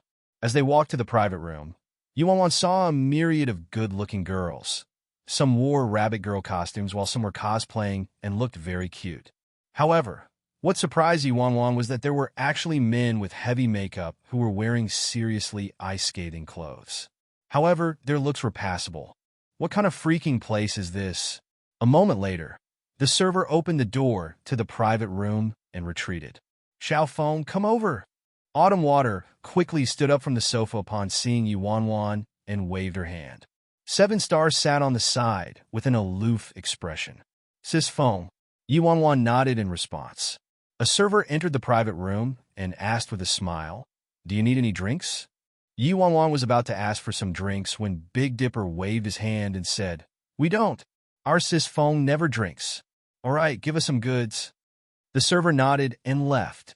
Yuan was speechless. Si Yihan didn't allow her to drink alcohol when she was in China. Now that she was in the independent state, it turned out Bro Flat Top never drank alcohol either. After some time, a bunch of men and women flooded the room. The server stood on the side, allowing Big Dipper and his group to choose. "You, come here." Big Dipper chuckled and picked a few girls in sexy clothes. "Little big brother, come sit here." Autumn Water picked a decent-looking guy. 7-star, pick someone, Big Dipper urged when he saw 7 stars in activity. "No need," 7-star calmly said. "Pa, outcast." Big Dipper pursed his lips and looked at Yuan. "Sis Feng, ignore him. Your turn." Yuan's lips twitched. Bro Flat Top also liked this kind of thing. She swept over the selection. Although they weren't bad-looking, they seemed rather flavorless since she was accustomed to stunning beauties. "I don't see anyone suitable," Yuan said. "What in the world are you doing? Even I find them ugly. Can't you give us a better selection?" "Change," Big Dipper said with a frown. The server had no choice but to take all the guys away and show them another group a moment later. "Sis Feng, this batch is good. They're better looking than the earlier ones. They can't compare to me, but they're passable," Big Dipper told Yuan. Everyone in this group was wearing casual suits. There were mature men overflowing with masculine charm, and there was also fresh meat with pure and sweet looks. However, they were still incredibly lacking compared to the stunning beauty she'd seen before. She really wasn't interested. There's nothing, Yuanwan said, bored. It wasn't that she didn't want to choose. There really wasn't anything good. Seven Star couldn't possibly suspect her for this, right? Yuanwan believed that Bro Flattop wasn't an unselective person. She'd at least want top-notch superior quality, right? Little big brother, come sit here. Yuanwan didn't find anything, but Autumn Water's eyes brightened. She instantly chose a shy-looking fresh meat. I didn't expect you to be like this. Autumn Water.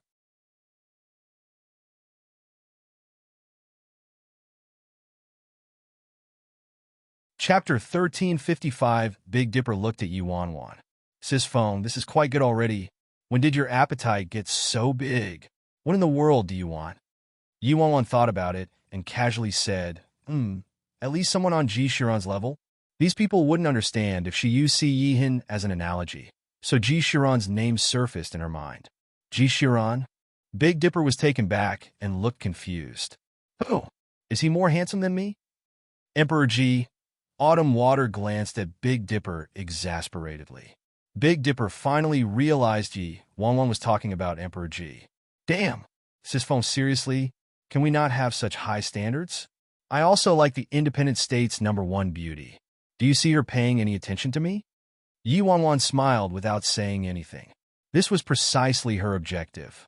With a request like hers, they could satisfy it if they had someone with Emperor Ji's good looks and forget it if they didn't.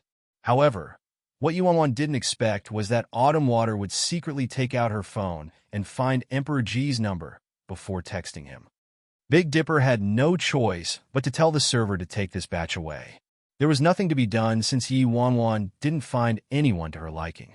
At this moment, Yi Wanwan's phone started ringing. It was Lu Ying calling. Yi Wanwan stood up and left the private room immediately.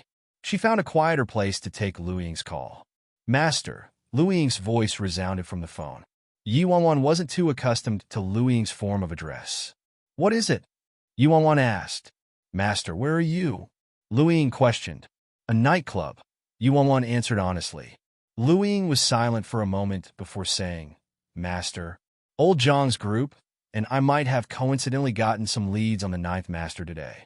However, we don't have a permit from the independent state right now, nor do we have the funds and manpower, so it's rather inconvenient for us to investigate the lead. Ajo's tracks. Yi Wanwan's eyes brightened when she heard that. Yi Wanwan merely wanted to find Si Yihin as soon as possible and return to China with him. The Yi family, the Si family, they had too many things to resolve. Moreover, Yi Xiaoting and Yi Mufan didn't have much time left. Their sentencing would be decided in about 5 more months. She had to find Si Yihin and return to China before then. What news did you get? Yi Wanwan asked hastily. Master, it's a long story. But don't worry, Master. We'll definitely get to the bottom of it. However, we need the independent state's permit and money, and also identities, Lu Ying replied. Yi Wanwan nodded. Permits and money weren't a problem, but the identities Lu Ying mentioned. He probably wanted to obtain a position in the Fearless Alliance, so he could order around some members of the Fearless Alliance. It wasn't going to be easy, though. We'll talk about it tomorrow. As for the permits, I've taken care of them already. You don't need to worry about money either, Yuanwan said. Lu Ying sounded a bit moved and hastily said, Thank you, Master. Lu Ying, you don't need to call me Master. Then, I'll call you Sis Feng in front of other people. Lu Ying complied. A moment later, Yuanwan hung up the phone. It appeared that allowing Lu Ying and old Jiang and his group to stay behind was the correct decision. She finally got news of Si Yihin after being in the independent state for so long.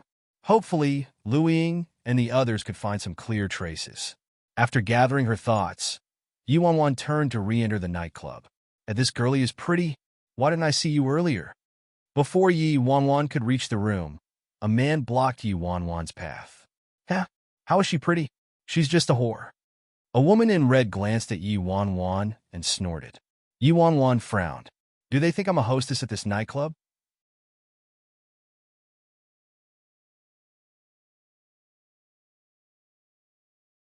Chapter 1356. Girlie, what's your name? Who's your leader?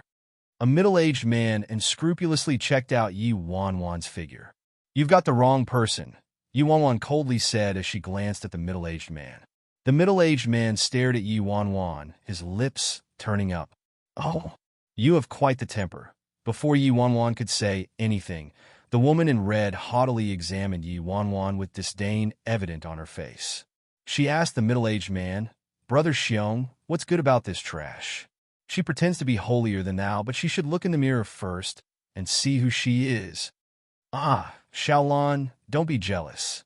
Brother Xiong still loves you." The middle-aged man lasciviously slapped the woman in reds, but as he said that, the woman in red pouted. "Brother Xiong, what are you saying? I'm just afraid this trash won't service you well." "That's not necessarily true. You can service me together tonight, and you can guide her. How about it?" The middle-aged man chuckled. The woman in red glanced at Yi Wanwan in contempt. "Since that's what Brother Xiong wants, you'll service Brother Xiong well tonight. Do you hear me?" Yi Wanwan had a humorless smile on her lips. No one had ever acted so presumptuously toward her in the independent state. Although Yi Wanwan knew she wasn't the genuine president of the Fearless Alliance, she was currently resting on the president's throne. "Scram," Yi Wanwan said impatiently. "You little bitch. Do you know who Brother Xiong is? Allowing you to service Brother Xiong tonight is 3 lifetimes of good fortune. Yet you're fucking pretending to be pure?" The woman in red angrily glared at Yi Wanwan. "Ah, Xiaolan, don't be so mean. You're gonna scare this little miss." The middle-aged man smiled at the woman in red and walked to Yi Wanwan. "Girlie, you haven't answered me. What's your name?" The middle-aged man reached out for Yi Wanwan's cheek as he said that. Slap. Almost in an instant, Yi Wanwan slapped away the man's right hand. "A little miss has a fiery temper. Nice, your brother Xiong prefers them like this.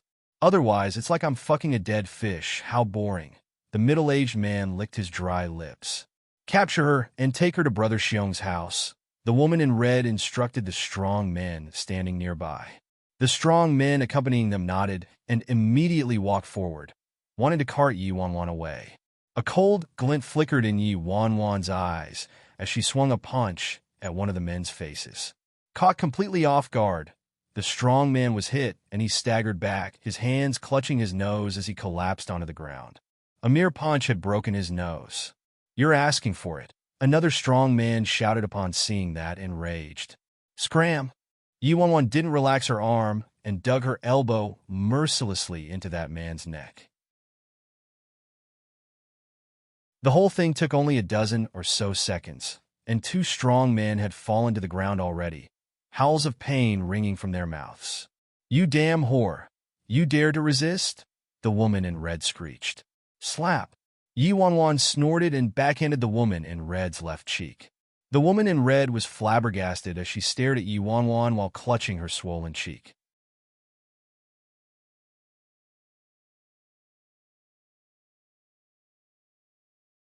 Chapter 1357. 1357. Brother Xiong, this whore hit me. This damn whore dared to hit me. The woman in red screeched shrilly. The commotion attracted quite a crowd.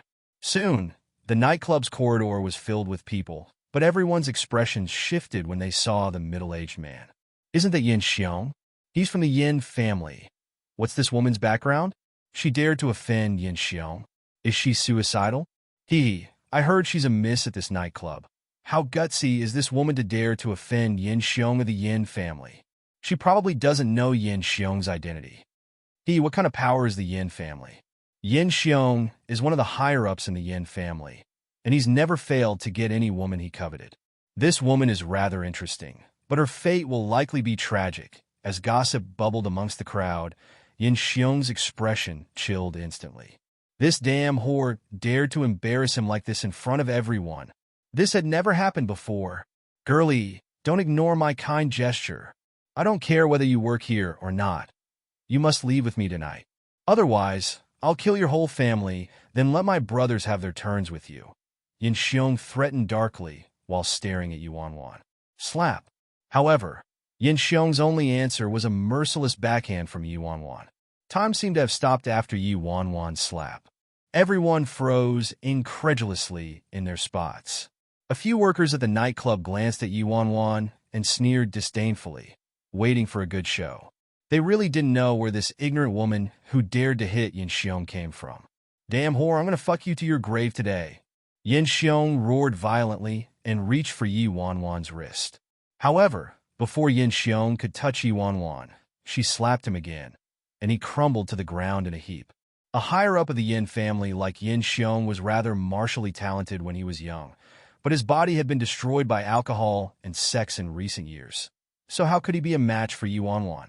Damn whore, you're dead. The woman in red stared at Yi Wanwan in disbelief. Yi Wanwan ignored the woman in red and kneeled down instead. She looked at Yin Xiong and sneered. Remember, I'm in room 302. Come and find me if you're a man. I'll be waiting for you. After saying that, Yi Wanwan left. Everyone looked at each other, bewildered. Was this woman a dumbass? Why didn't she flee after hitting Yin Xiong? She even told him her room number. Was she tired of living and wanted to die? That woman doesn't have some background, right? Background my ass. Who doesn't know the bosses of the independent state? I've never seen this woman before. She's probably fucking stupid. A moment later, Yi Wanwan opened the door and entered her private room. Xiao Feng, you're back. An extremely good-looking man wearing a black tailored suit with a bow tie sat silently on the sofa. He greeted her with a light chuckle when he saw Yi Wanwan. Yi Wanwan was surprised. Why is Ji Shiran here? Why are you here? Yi Wanwan frowned slightly. She was currently using Bro Flat Top's identity, so she was also Ji Shiran's fiancée. She was at a nightclub looking for amorous affairs. No thanks to Big Dipper, which meant she was caught at the scene by her fiancé. How awkward.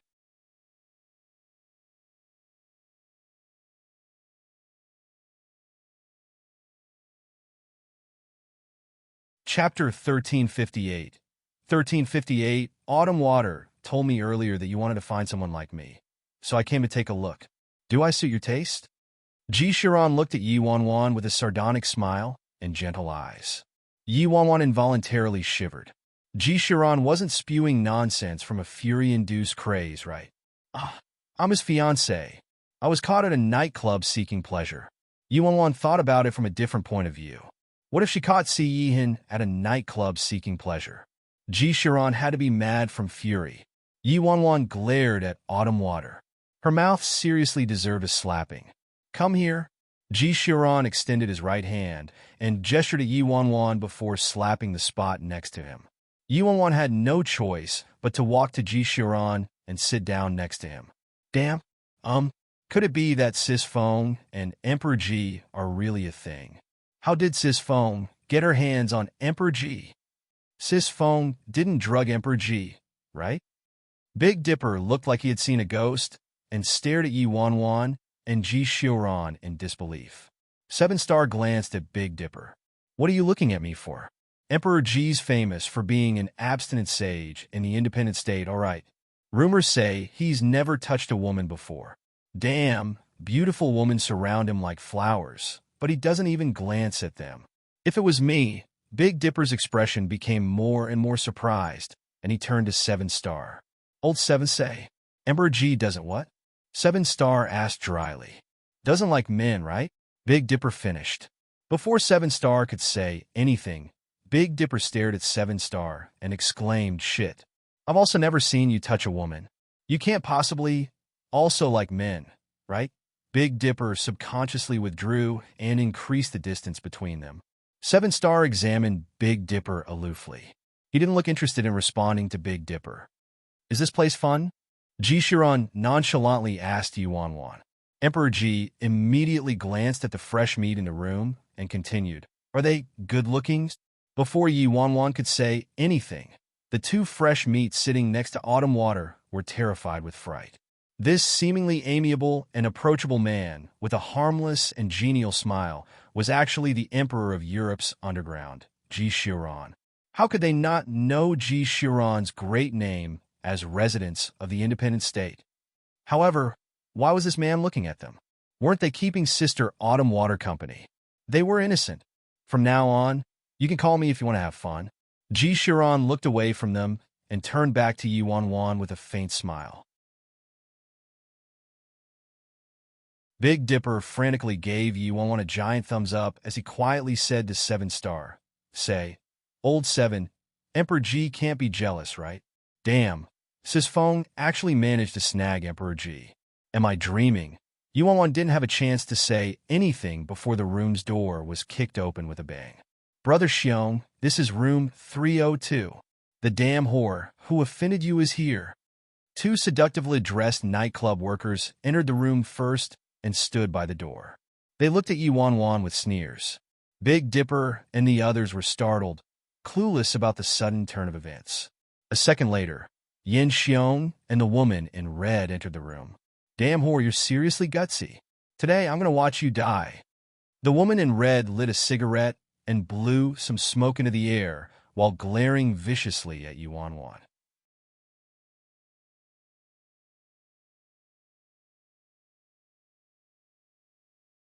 Chapter 1359, Yin Xiong gestured, and dozens of people rushed into the room like a tidal wave.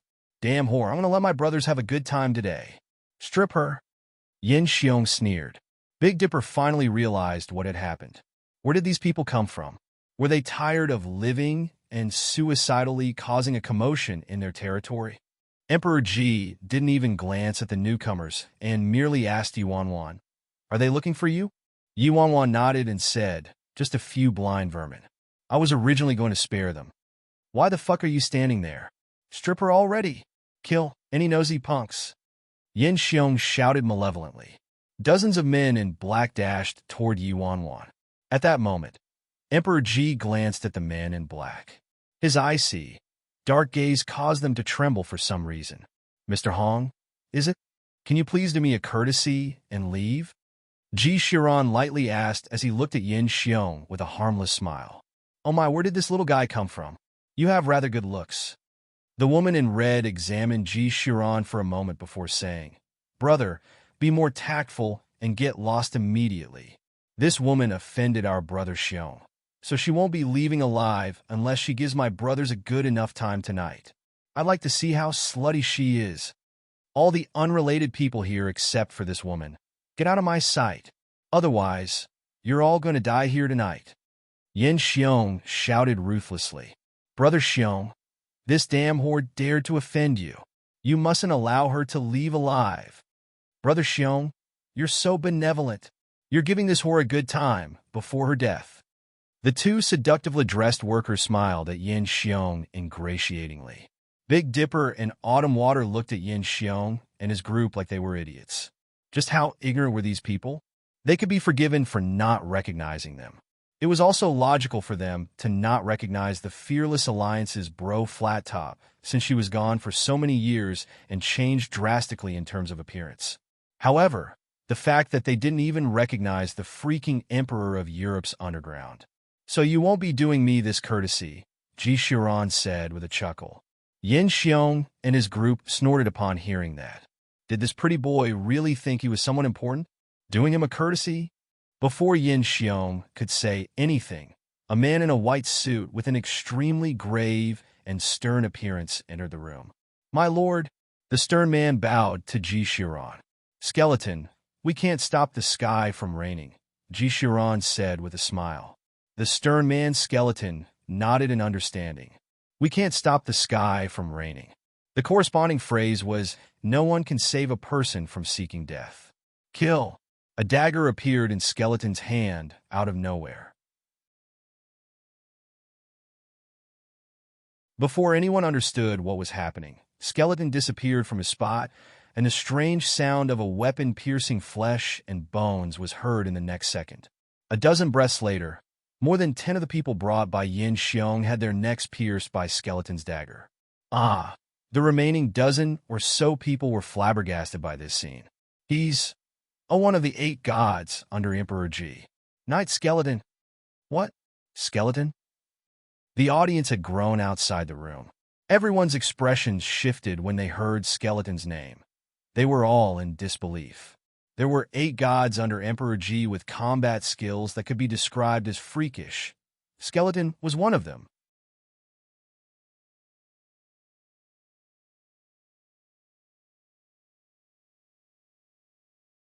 Chapter 1360.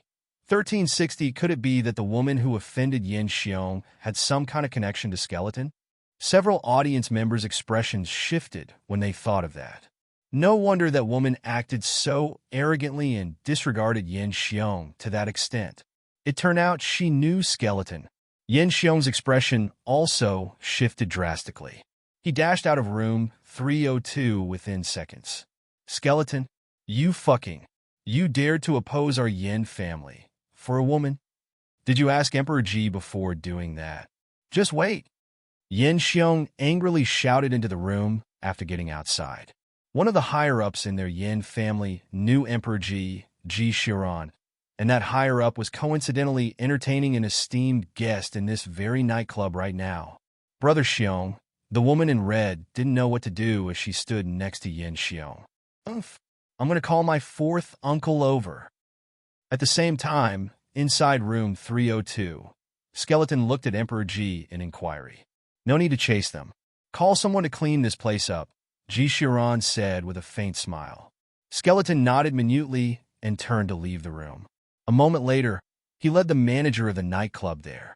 The manager was drenched in sweat when he saw the corpses littering the ground, sweat dripping down like pearls from his forehead.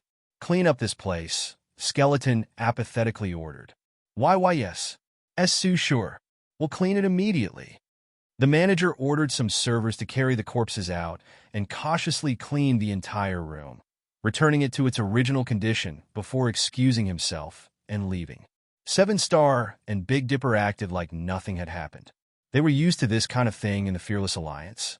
Yuan nonchalantly glanced at Emperor Ji. This man always wore a faint smile no matter what was happening, as though he was a harmless boy next door. However, it was this seemingly gentle man who was the tyrannical emperor of Europe's entire underground syndicates. How could this man be anything but a bloodthirsty character?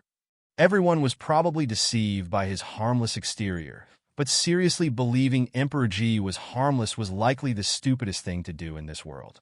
The consequence was a devastating attack. "Oh right, come to my house in a few days," Emperor Ji lightly said while looking at Yuan, his lips tightly sealed about the prior events. Yuan's expression shifted slightly.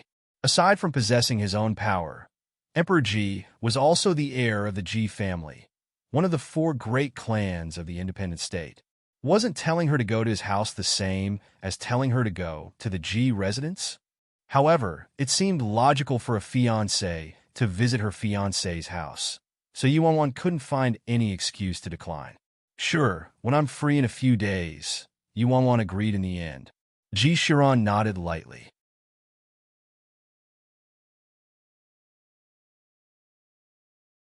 At this time, Yin Xiong had reached a certain luxurious private room at the nightclub. "Fourth uncle." Yin Xiong pushed open the door and entered, fuming with rage. There was a smiling, elderly man with a head of white hair in front of him. Sitting next to the elderly man was an extremely aloof man. The man's eyes were akin to a perpetually frozen glacier, and he emitted a terrifyingly icy aura from head to toe. This man seemed to have been God's favorite. His appearance was absolutely stunning. However, because his aura was overly imposing and powerful, people's attention was utterly focused on his aura, and some didn't even dare to look at his face directly.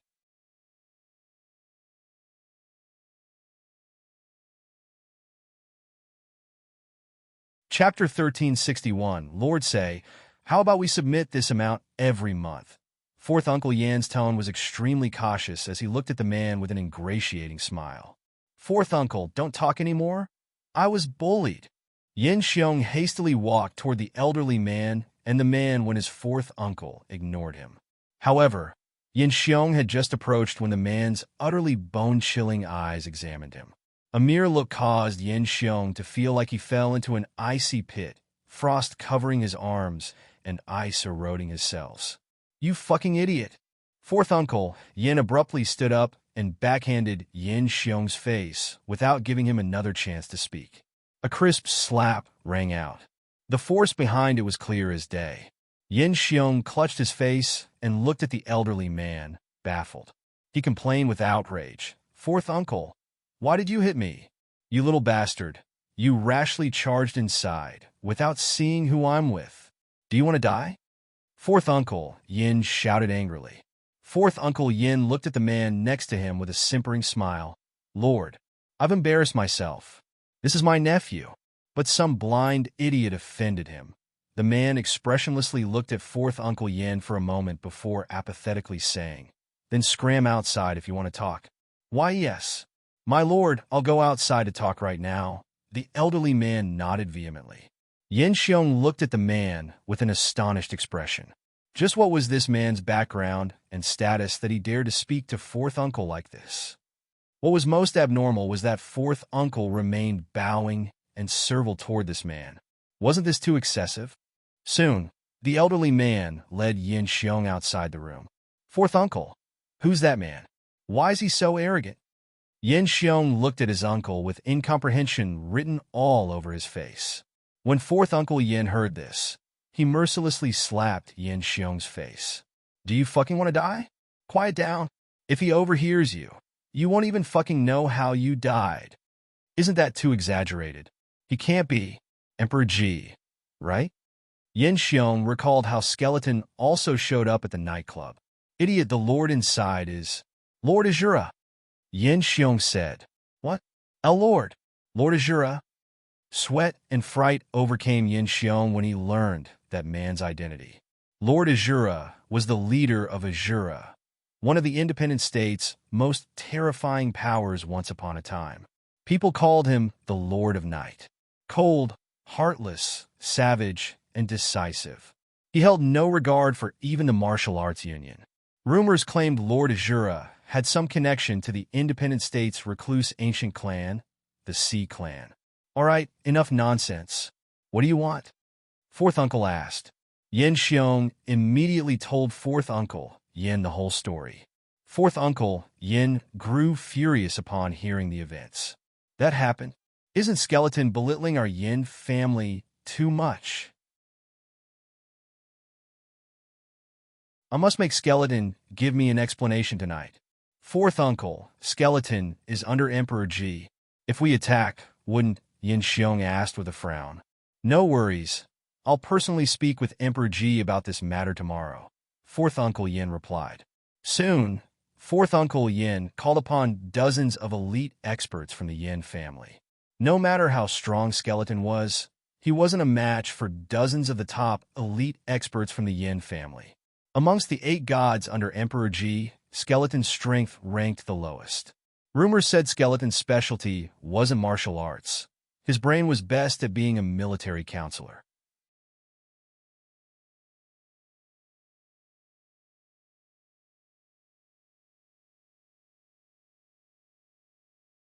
Chapter 1362 Soon, Yin family led Fourth Uncle Yin and the experts to the door of room 302.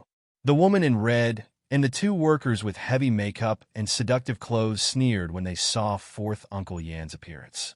Time to watch how that woman would die this time. Bang! Yin Xiong kicked the door open. Big Dipper and 7-Star frowned. You bastards are going to die today. The woman in red lit a cigarette and sneered as she looked at Yi Wanwan and Ji Shiran. Let's see how fucking egoistical you'll be now. The 2 seductive women also interjected with a sneer. Fourth Uncle Yin slowly entered room 302 and was about to say something but froze in his spot when his eyes swept over the room. Fearless Alliance's Big Dipper. 7-Star. Autumn Water.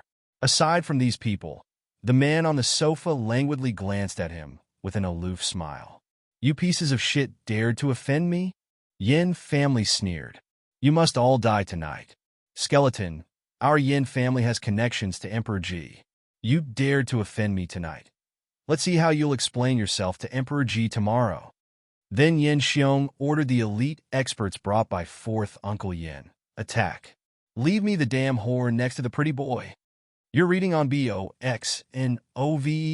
Calm, thanks. However, Yin Xiong had just spoken when Fourth Uncle Yan's expression drastically changed, and he ruthlessly backhanded Yin Xiong's face. Fourth Uncle, why did you slap me again? Yin Xiong was baffled as he clutched his face and looked at his uncle. Fourth uncle, Yin, didn't pay any attention to Yin Xiong, though. He walked toward Ji Shiran and hastily said with a simpering smile, Emperor Ji, why are you here?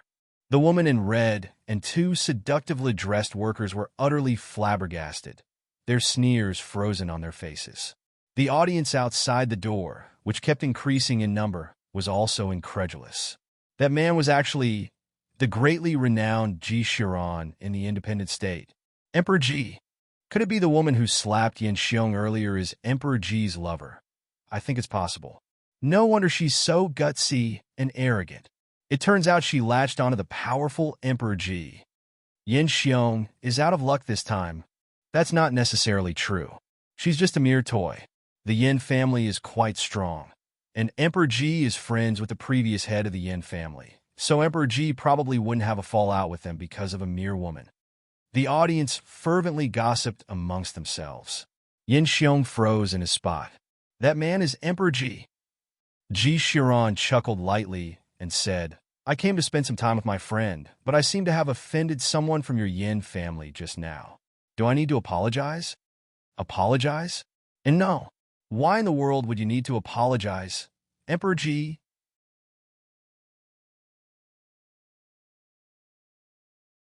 My nephew must have been blind and caused some misunderstanding. Emperor Ji, your esteemed self is benevolent, so please don't punish us for this matter. After all, it's just a woman, fourth Uncle Yin requested, falling all over himself. Punish? Ji Shiran smiled and shook his head. I won't punish you. Ah, that's great. Normal people couldn't compare to Emperor Ji's generosity. I'll thank Emperor Ji first. Fourth Uncle Yin hastily said with a grin. However, Ji Shiran looked at fourth Uncle Yin and smiled. I might not punish you, but you have to ask the Fearless Alliance whether they'll punish you instead. The Fearless Alliance? Fourth Uncle Yin's brows furrowed slightly. Big Dipper, 7-star, and Autumn Water were the confidants of the Fearless Alliance's president from back then. They were once fearsome, but they had lost all real power in the Fearless Alliance following the president's disappearance.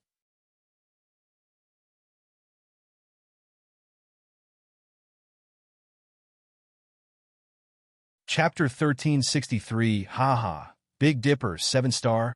How about you give me some face and forget about this matter? It's all a misunderstanding.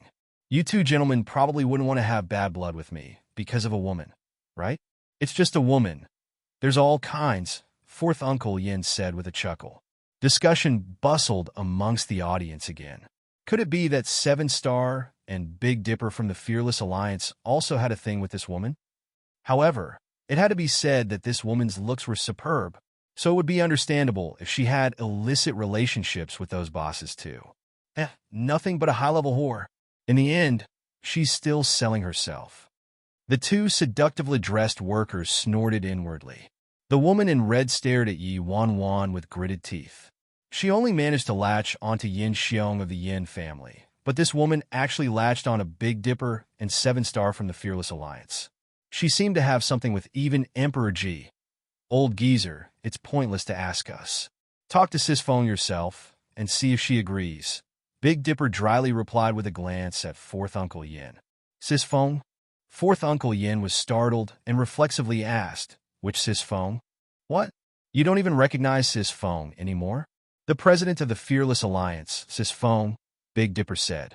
By Feng? Fourth Uncle Yin was astonished. Big Dipper, you're saying President Bai returned? Then where's President Bai? Isn't she before your eyes? Big Dipper pointed at Yi Wan. Silence. Dead silent. Not a single sound could be heard inside or outside the room. Everyone's eyes landed on Yi Wan. Time seemed to have stopped. The air also froze. Everyone was stupefied. What did Big Dipper just say? The woman who offended Yin Xiong was the president of the Fearless Alliance. Bro Flat Top. The woman in red and the two seductively dressed women next to her turned ghastly pale. They had never seen the president of the Fearless Alliance before, but who didn't know Bro Flat Tops by Fang's infamous reputation? BB Bye phone. I'm impossible? That's absolutely impossible. The woman in red crumbled onto the ground like a pile of mud.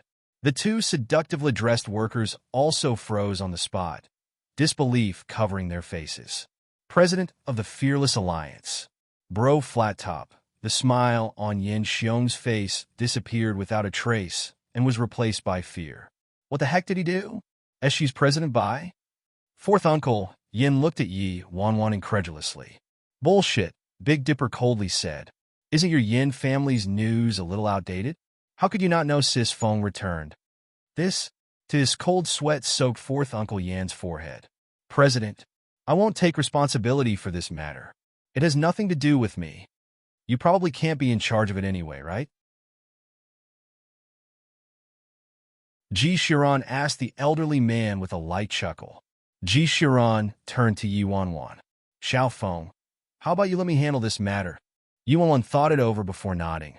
Skeleton, you can give them a taste of their own medicine, Ji Shiran told Skeleton with a smile. All right. Skeleton nodded. Since Yin Xiong likes to give women to his favorite brothers, then I'll give those 3 women to some normal brothers of mine. Playing with them until they're dead will do. Sure. Emperor Ji chuckled.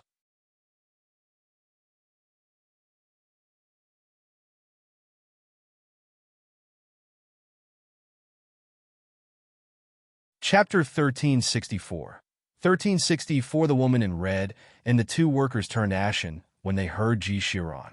Never would they have expected the girl they called Damn Whore would actually be the president of the Fearless Alliance. Bro Flat Top. President Bai. I was wrong. I didn't do it on purpose. I beg you to spare me. I won't ever do it again. One of the workers knelt next to Yi Wanwan instantly and begged crazily. Autumn Water abruptly stood up and kicked out her leg, the tips of her high heels mercilessly striking the woman's forehead and sending the woman several meters back. Impudent trash. Autumn Water coldly glanced at the woman and sat back down. TSK. Pitiful people must have something detestable about them. Even if she was a normal person, she didn't provoke you. Just because she's taller than you, has a bigger chest than you, and is better looking than you, you want nothing more than for her to die? What a damn whore. Big Dipper sneered at the woman in red and the 2 workers. Leave. Ji Shiran waved his hand lightly with a smile on his lips. Skeleton nodded and ordered someone to cart away the withered Yin Xiong and 3 women out of the room. Fourth uncle. Fourth uncle, save me. This is a misunderstanding. This must be a misunderstanding. Yin Xiong returned to his senses and couldn't help but beg his uncle to save him. Shut up. Fourth uncle Yin glared harshly at Yin Xiong. What a useless idiot. You asked for death yourself. No one can save you. Don't drag me down with you. No. Fourth uncle, isn't our Yin family sheltered by Azura? We pay tribute every month. Isn't Lord Azura also here? Fourth uncle, quickly tell Lord Azura to come out. Quick. Yin Xiong frantically shouted. However, fourth uncle, Yin merely chortled. Just to his Lord Azura. Why would he interfere in this trivial matter? Moreover, it was a rule for the Yin family to submit a tribute to Azura every month, because the Yin family's territory was situated in Azura's territory. But submitting a tribute didn't mean Azura would shelter them. It wasn't like they were giving a protection fee. If anything, Lord Azura would shelter the head of the Yin family. What did he have to do with nobodies like them? Soon, Yin Xiong's cries for mercy grew distant until they faded. Inside the room, Ji Shiran courteously smiled at fourth uncle Yin and said, "If there's nothing else, please leave as well." Why yes. Emperor Ji, present by, it was our wrongdoing today. We'll definitely apologize later. I'll take my leave now. Fourth uncle, Yin wiped away the sweat on his forehead and promptly left the room. The old geezer seriously has a flowery tongue. Big Dipper snorted. That fourth uncle is the Yin family's diplomat and has a belly full of evil tricks. Before the president returned, he was plotting against our fearless alliance. What a mood killer. Autumn Water snorted. Xiao Feng, let's go back. Sure. Yi Wanwan nodded. She wasn't interested in this kind of place from the start, so she wanted nothing more than to leave sooner. Everyone got up and left the room. When they left the room, a group of men in black walked downstairs, as though escorting an important person out of the club. Who was that? What an ostentatious entourage. Big Dipper leaned against the door as he looked ahead with curiosity. Yi Wanwan followed Big Dipper's gaze and looked toward the center of the man in black. What she saw startled her, though.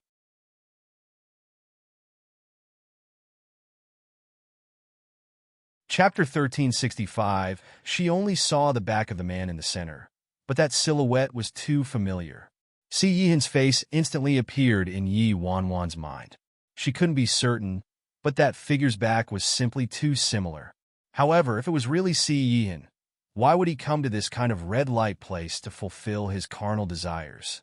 Yi Wanwan never would have expected. She would silently hypothesize how she would feel if it was Si Yihan who was there a second ago and would see his familiar figure as soon as she stepped outside. Si Yihan, Yi Wanwan subconsciously shouted at that person. The man entered a black car in the center of the motorcade and had just closed the door when he heard a voice that he had yearned after for many days.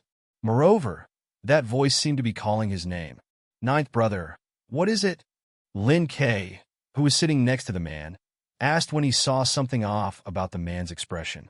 Nothing, the man replied aloofly. Ninth brother, what is it? Lin K pursued, unwilling to give up when the man looked like he had something on his mind. The man was silent for a moment before asking, Did you hear it? Hear? Lin K was startled. Hear what? I didn't hear anything. Wanwan's voice, the man said. Huh? You Wanwan? Lin K broke into a chuckle. Ninth brother, have you fallen ill from longing? How could it be Wanwan? This is the independent state, and Yi Wanwan is in China. There are thousands of miles between us. You're overthinking, ninth brother. Perhaps. The man looked at the nightclub through the window. However, that familiar figure wasn't in front of the nightclub.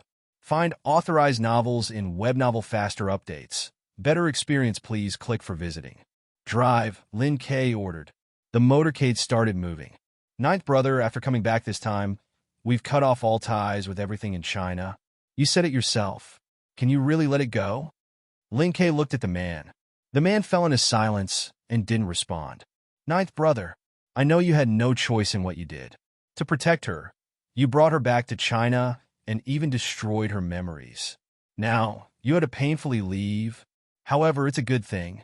She will only be safe in China. She can start a new life there and will never again see this place that provoked fear in her, the independent state. Lin K sighed. A moment later, the man looked outside, his eyes unfathomable. The night was dark, and the pattering rain drizzled onto the ground. Inside the nightclub, Big Dipper looked at Yi Wanwan, who was suddenly dazed, with his brows furrowed. Sis phone, what happened? Yi Wanwan gathered her emotions upon hearing that and said, It's nothing. Did she go crazy from how much she wanted to find him? She thought a random silhouette was Si Yihan. Bullshit, I know you best. Something must have happened. All right, why did you call Si? What is it, all right, Si Yihan just now? Who's Si Yihan? It's not some lover you found while you were missing these past years, right? Big Dipper looked at Yi Wanwan with astonishment. Si Yihan. Ji Shiran murmured this name, an indescribable glint flickering through his eyes. I said it's nothing. Are you blind? Yi Wanwan snapped with a glare at Big Dipper. What does this have to do with being blind? Shouldn't it be deaf? Big Dipper was bewildered.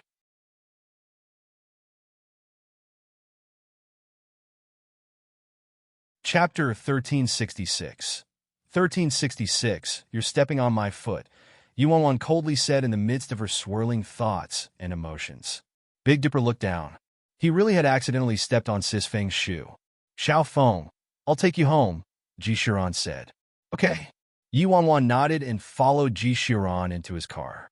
Big Dipper, 7-Star, and Autumn Water all left as well. Ji Shiran drove to Yi Wanwan's inauspicious abode and stopped. Yi Wanwan was about to leave when Ji Shiran called her. Xiao Feng, Ji Shiran looked at Yi Wanwan. I hope you can distinguish between people you should long for and people you shouldn't long for. Yi Wanwan was taken back. What did he mean by should long for and shouldn't long for? Before Yi Wanwan could ask any more questions, Ji Shiran drove away. Ji Shiran stopped the car a moment later. He took out his phone and dialed a number. Emperor Ji, what's your order? A creepy voice was heard from the other end. Fiend, look into who was at the nightclub I was at tonight. Look to see if there was someone named Cian.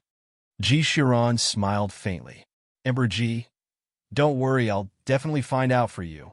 Inside the mansion, Yu Wanwan tossed and turned on her bed, unable to fall asleep. The back of that person at the nightclub tonight was seriously too similar to Cian. However, she didn't get any response to her call. She didn't have much time left. She was clueless about the current situation of the Yi family and the C family. Everything was beyond her control. While Yi Wanwan was lost in thought, she heard some sounds coming from her enormous mansion, sounds that were especially strange this late at night. Yi Wanwan sat up on the bed instantly. Her burrows were deeply furrowed together as she looked around her. For some reason, the words Yi Shuihan told her earlier today appeared in her mind. A dismemberment case once happened in this unlucky house. It was haunted. All of Yi Wanwan's hair stood on end when she thought of that, and a chill crawled down her back. This unlucky house really wasn't haunted, right? Yi Wanwan gathered her thoughts and carefully listened to her surroundings. A moment later, a squeak was heard, as though the mansion's door was opened and footsteps could be heard from the living room. Yi Wanwan frowned when she heard that. Only humans had footsteps. Since when did ghosts have footsteps? However, Yi Wanwan wasn't absolutely certain. In the dark, Yi Wanwan got out of bed and quietly walked to the door on her tiptoes before opening the door.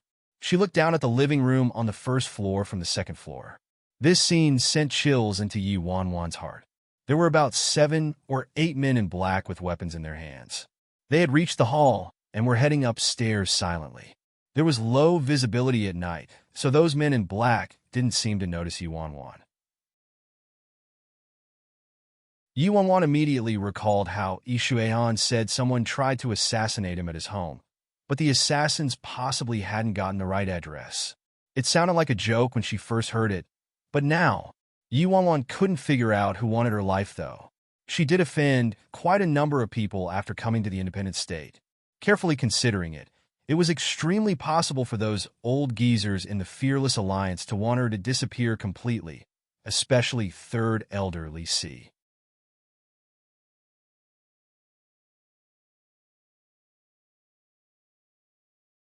Chapter 1367.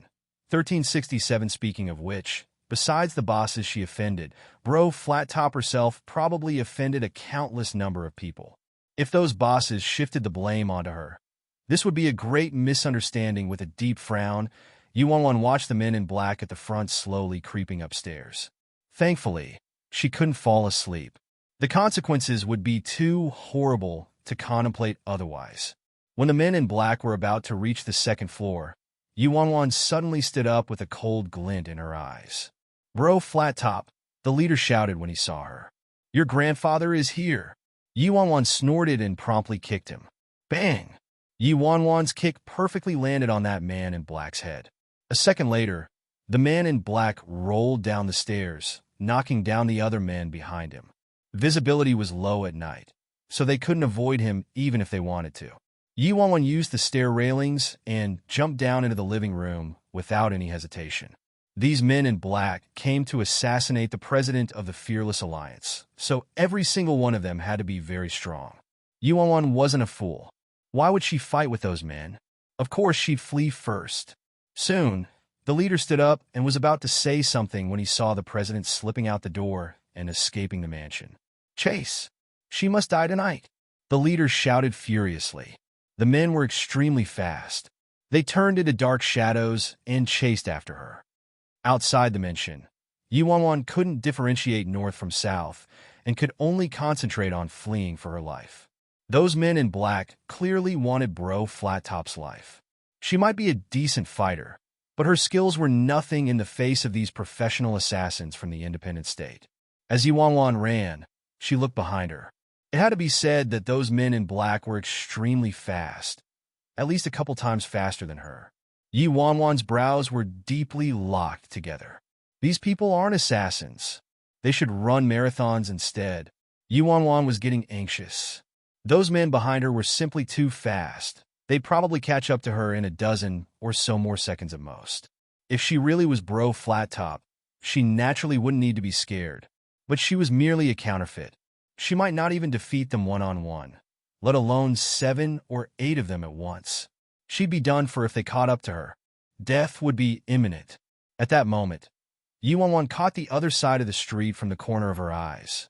There was a normal house standing there. What was special about this house was that it didn't have a door. Yuan's eyes turned cold. Doesn't Ishuan live there? The gears in her mind turned, and she dashed toward the doorless house without any hesitation. The men in black didn't sense anything amiss and followed relentlessly. It was pitch black inside the house. Yuan couldn't find Ishuan anywhere inside. An ominous feeling rose in her mind. If knight-errant he wasn't home, didn't she run herself into a dead end? She had set herself up as an easy target. Knight-errant, are you home? Yuan shouted. A sound was heard from the sofa in the living room. Yuan automatically looked at the sofa. Ishuan sat up from the sofa in cartoon pajamas, vicious displeasure surfacing in his eyes from being woken up. However, his appearance merely gave a dazedly cute feeling when paired with his extremely adorable cartoon pajamas. In the next second, Ishuan's gaze landed on Yuan. Knight-errant, not good. I just saw a group of men in black sneakily lingering in front of your house. They must have come here to assassinate you. I came to notify you at the risk of my life, Yuan hastily said as she walked toward Ishuan.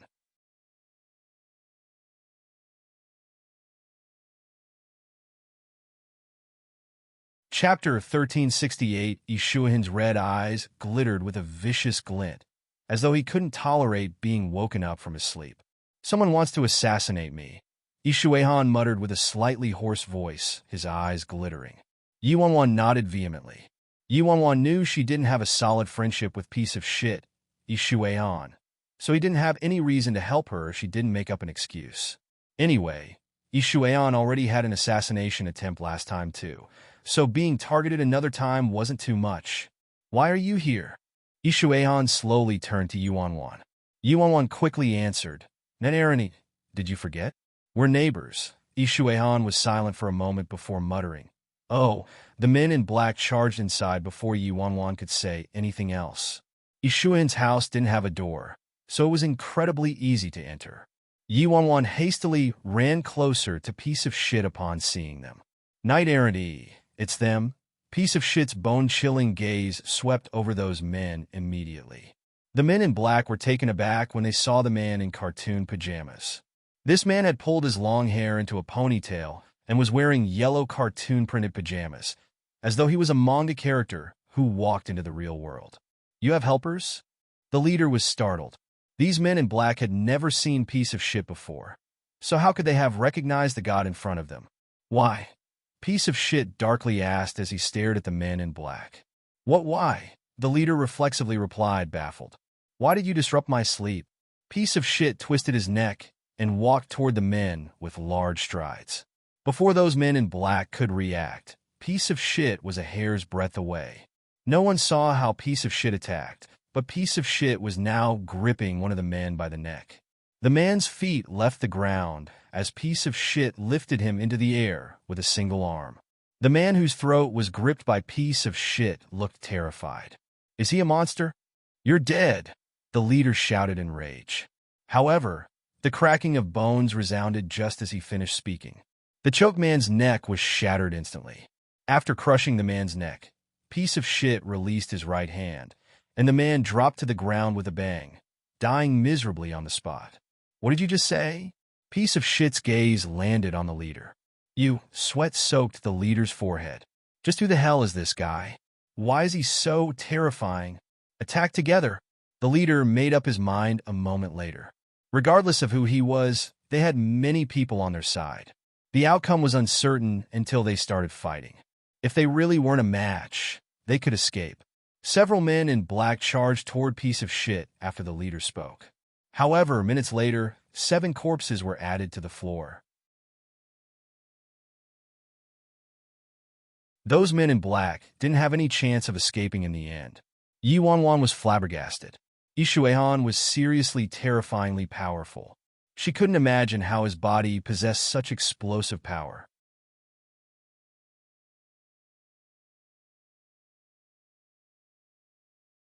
Chapter 1369.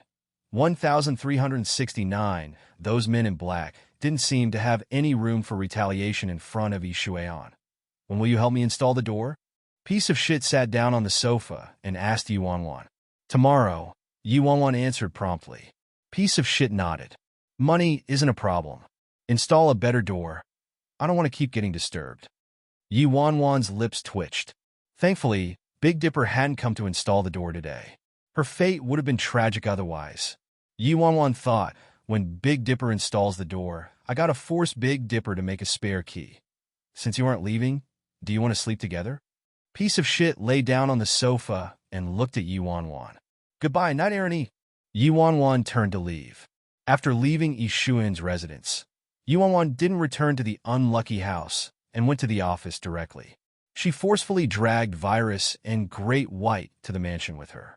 Inviting 2 bodyguards to live at her place made her feel safer. Inside the mansion, Virus acted like he'd discovered new land and jumped up and down in the living room, seeming to have inexhaustible energy. Great White yawned and lay on the ground, his large eyes locked onto Virus. A moment later, Yi Wanwan brought Virus and Great White into the master's bedroom. Virus nimbly jumped onto Yi Wanwan's bed immediately, his head leaning against Yi Wanwan's stomach with his limbs placed casually. Without any doubt, this was the clingiest beast she'd ever seen. He didn't have any of the haughtiness that belonged to a beast. Meanwhile, Great White's large body lay horizontally in front of the door like a door god. The next morning at dawn, Yi Wanwan arrived at the office. Yi Wanwan didn't publicize the events from last night. Although she suspected it to be the work of those old geezers, she didn't have any proof. Even if she had proof, it was unrealistic for her to knock those old geezers down with her current power in the Fearless Alliance. Right now, watching and waiting was the best approach. Sis Feng. 7-star entered and said to Yi Wanwan, Yin Xiong was killed last night, and the Yin family is outraged. They want the Fearless Alliance and Sis Feng to give them an explanation. The elders told me to call you over for a meeting. I'll be there in a moment, Yi Wanwan replied. 7-star nodded and left the office. After 7-star left, Yi Wanwan frowned. Her first hard battle after coming to the independent state and pretending to be the president of the Fearless Alliance was about to begin. At the Fearless Alliance's peak, the Yin family would be considered insignificant in the eyes of the Fearless Alliance. However, following the president's disappearance, the Yin family developed rapidly over the years and stopped caring about the Fearless Alliance a long time ago. Yesterday, it was Emperor Ji who killed Yin Xiong, but the Yin family directed the blame onto the Fearless Alliance. A moment later, Yi Wanwan got up and left the office, heading for the conference room. Inside the conference room, aside from third elderly C, 2 other elders were present. The remaining attendees were the higher-ups of the Fearless Alliance. President, you just returned. How did you stab the hornet's nest already? Li Si criticized with a sneer as soon as Yi Wanwan appeared. Several higher-ups nodded vehemently and voiced their agreement. Although they didn't explicitly say Yi Wanwan acted poorly, their words implicitly expressed their blame. Yi Wanwan didn't say anything and walked forward, pulling back the chair in the center of the conference room before sitting down. You're tuning into the Romance Rendezvous YouTube channel. We're so grateful for your support, and don't forget to subscribe to join us on this incredible journey through captivating stories. Your generosity through donations truly makes a world of difference, as it's the primary source of revenue that allows me to expand and enhance this channel for you. Thank you from the bottom of my heart for being a part of this adventure.